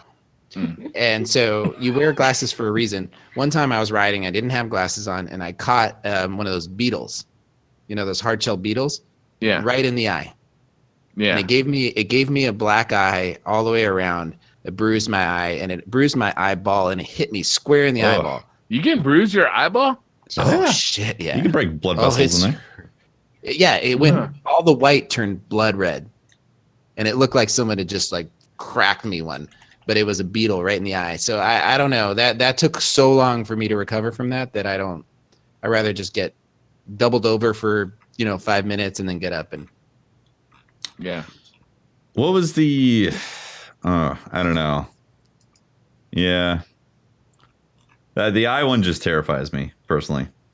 You guys are all thinking about your careers. I don't have to. I got another I'm just- eyeball. I can always suspend kids with this eyeball. Did you play Dead Space? Dead Space 2? No. Oh god, there's a scene in Dead Space 2 where you have to Oh, is it? control don't- the needle going into your eyeball, Oh my and god! you can no. mess it up and it just drills your head apart. But like, You're right. even if you get it right, it shows like the blood coming out of the eyeball and all that, and then it comes out. And you're like, oh my god, I That's can if see. you get it right. Yeah, that's if you get it right. It just anything going in my eyes just freaks me out, man. Oh, Real quick, we had 12 pages of Twitter questions tonight. We had a busy show, so we didn't get to everything. If you have a question that you really want to have answered next week, just ask it again next week, and we'll get to it. We just had so many questions and so much to Because cover. next week's not going to be busy at all. no, No. not at all. No.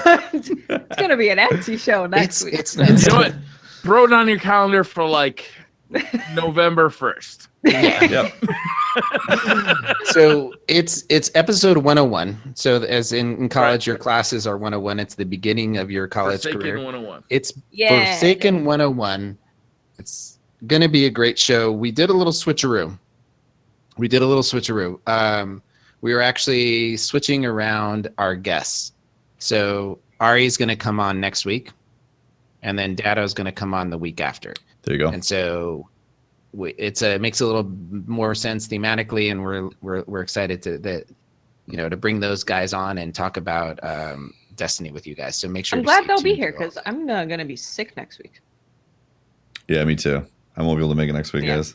You guys are not sick. I'm going to PAX. I'm going to get the PAX pox. I'm going to get the foreskin pox. So Bungie. If you're going to PAX, you probably know that Bungie is going to be at PAX. And they're going to be at booth 229 on the 4th floor, and they're going to have some pretty sweet stuff like their Bungie store shirts. Did you see that? The list of them? Yes. There's one that just has like a topo map in the background of a location, and then on the front of it is whether we wanted it or not. We've stepped into a war. It's amazing. It's great, man. I like the Ace of Spades for Cade. I thought that was pretty good. That is cool. They're all really cool. I'm getting all of them. Yeah, those look cool. Get Uldren. That one's cool. And then all the captains. Not the captains. The bears. Wanted posters with all the vandals. Yeah. Is that the episode? That's the episode. All right, I think that's it. Guys. Episode 100. Thank you so much for watching. It's been a pleasure. Or listening. Yeah, or listening, or both. Yeah, we're not shaming people who don't have. No shame. No shame. Video capabilities. Yep. If you want to find more about me, look Teft on Twitter. Twitter.com/Teft. You can follow me and talk to me on Twitter related stuff. I stream twitch.tv/TeftyTeft, and I have a YouTube channel as well, Tefty Teft. Find all that info. I'm Briar Rabbit. You can talk to me at the Briar Rabbit on Twitter. Check out my YouTube channels. I've got the Briar Rabbit channel, just about Destiny stuff, and Briar on Tech about more tech stuff, obviously. Or check out the stream every afternoon at 1 p.m. Eastern. And I am Miss 5000 Watts. You can find me on Twitter, Twitch, and YouTube. Just search for Miss 5000 Watts. And playing Gambit tomorrow on the Bungie stream at 1 p.m. It's going to be really fun. It's going to be really, really fun. TV? And I'm True Vanguard. You can find me on YouTube, True Vanguard, on Twitch, The True Vanguard, and on Twitter, The True Vanguard. But if you want to check out my stuff, make sure you do it in the next 24 hours because Watts is going to be ending my career tomorrow. Hi, I'm Holtzman, and this guy's in my apartment for some reason. I just kind of allowed it this time. Huh. Who's that guy in? Is Holtz on the nuts? Can you confirm? He's definitely on the nuts. He's definitely on the nuts. Damn. He's the dilly to my dally. He's the pop to my sickle. He's the. They're going to be spooning tonight. He's staying over at his place. It's all right. And this has been Pope Bear. You can find me on Twitter at Pope Bear. Make sure to follow the podcast at Destiny at DCP_live, or follow us on Instagram at DestinyCompod.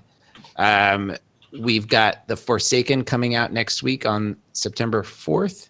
We have no guest on the 6th. It's just going to be us talking about our experiences of Forsaken. So make sure to tune in on Thursday. Don't come in here dropping your god rolls on everybody. Yeah, man. You will be kicked off. Oh, I'm so glad random rolls are back. Same. Oh my God, it's so good. I already saw a taste of it with people posting random rolls on Twitter. It's so cool. Is this good? That's great. Bob walks in here with a shotgun. He's like, I don't really like it. And we're all like, it's got the best range of any shotgun in the game. He's like, oh, does it? Oh, really? All right. And then so on the 13th, so right after Forsaken, we have Triple Rec on. The Forsaken raid comes out on the 14th, and then Data will be on the 20th. And on the 27th, you guys, we're going to have the Bungie raid team is going to be on. They're going to be joining us. We're going to talk about all the stuff that goes into designing the new raid.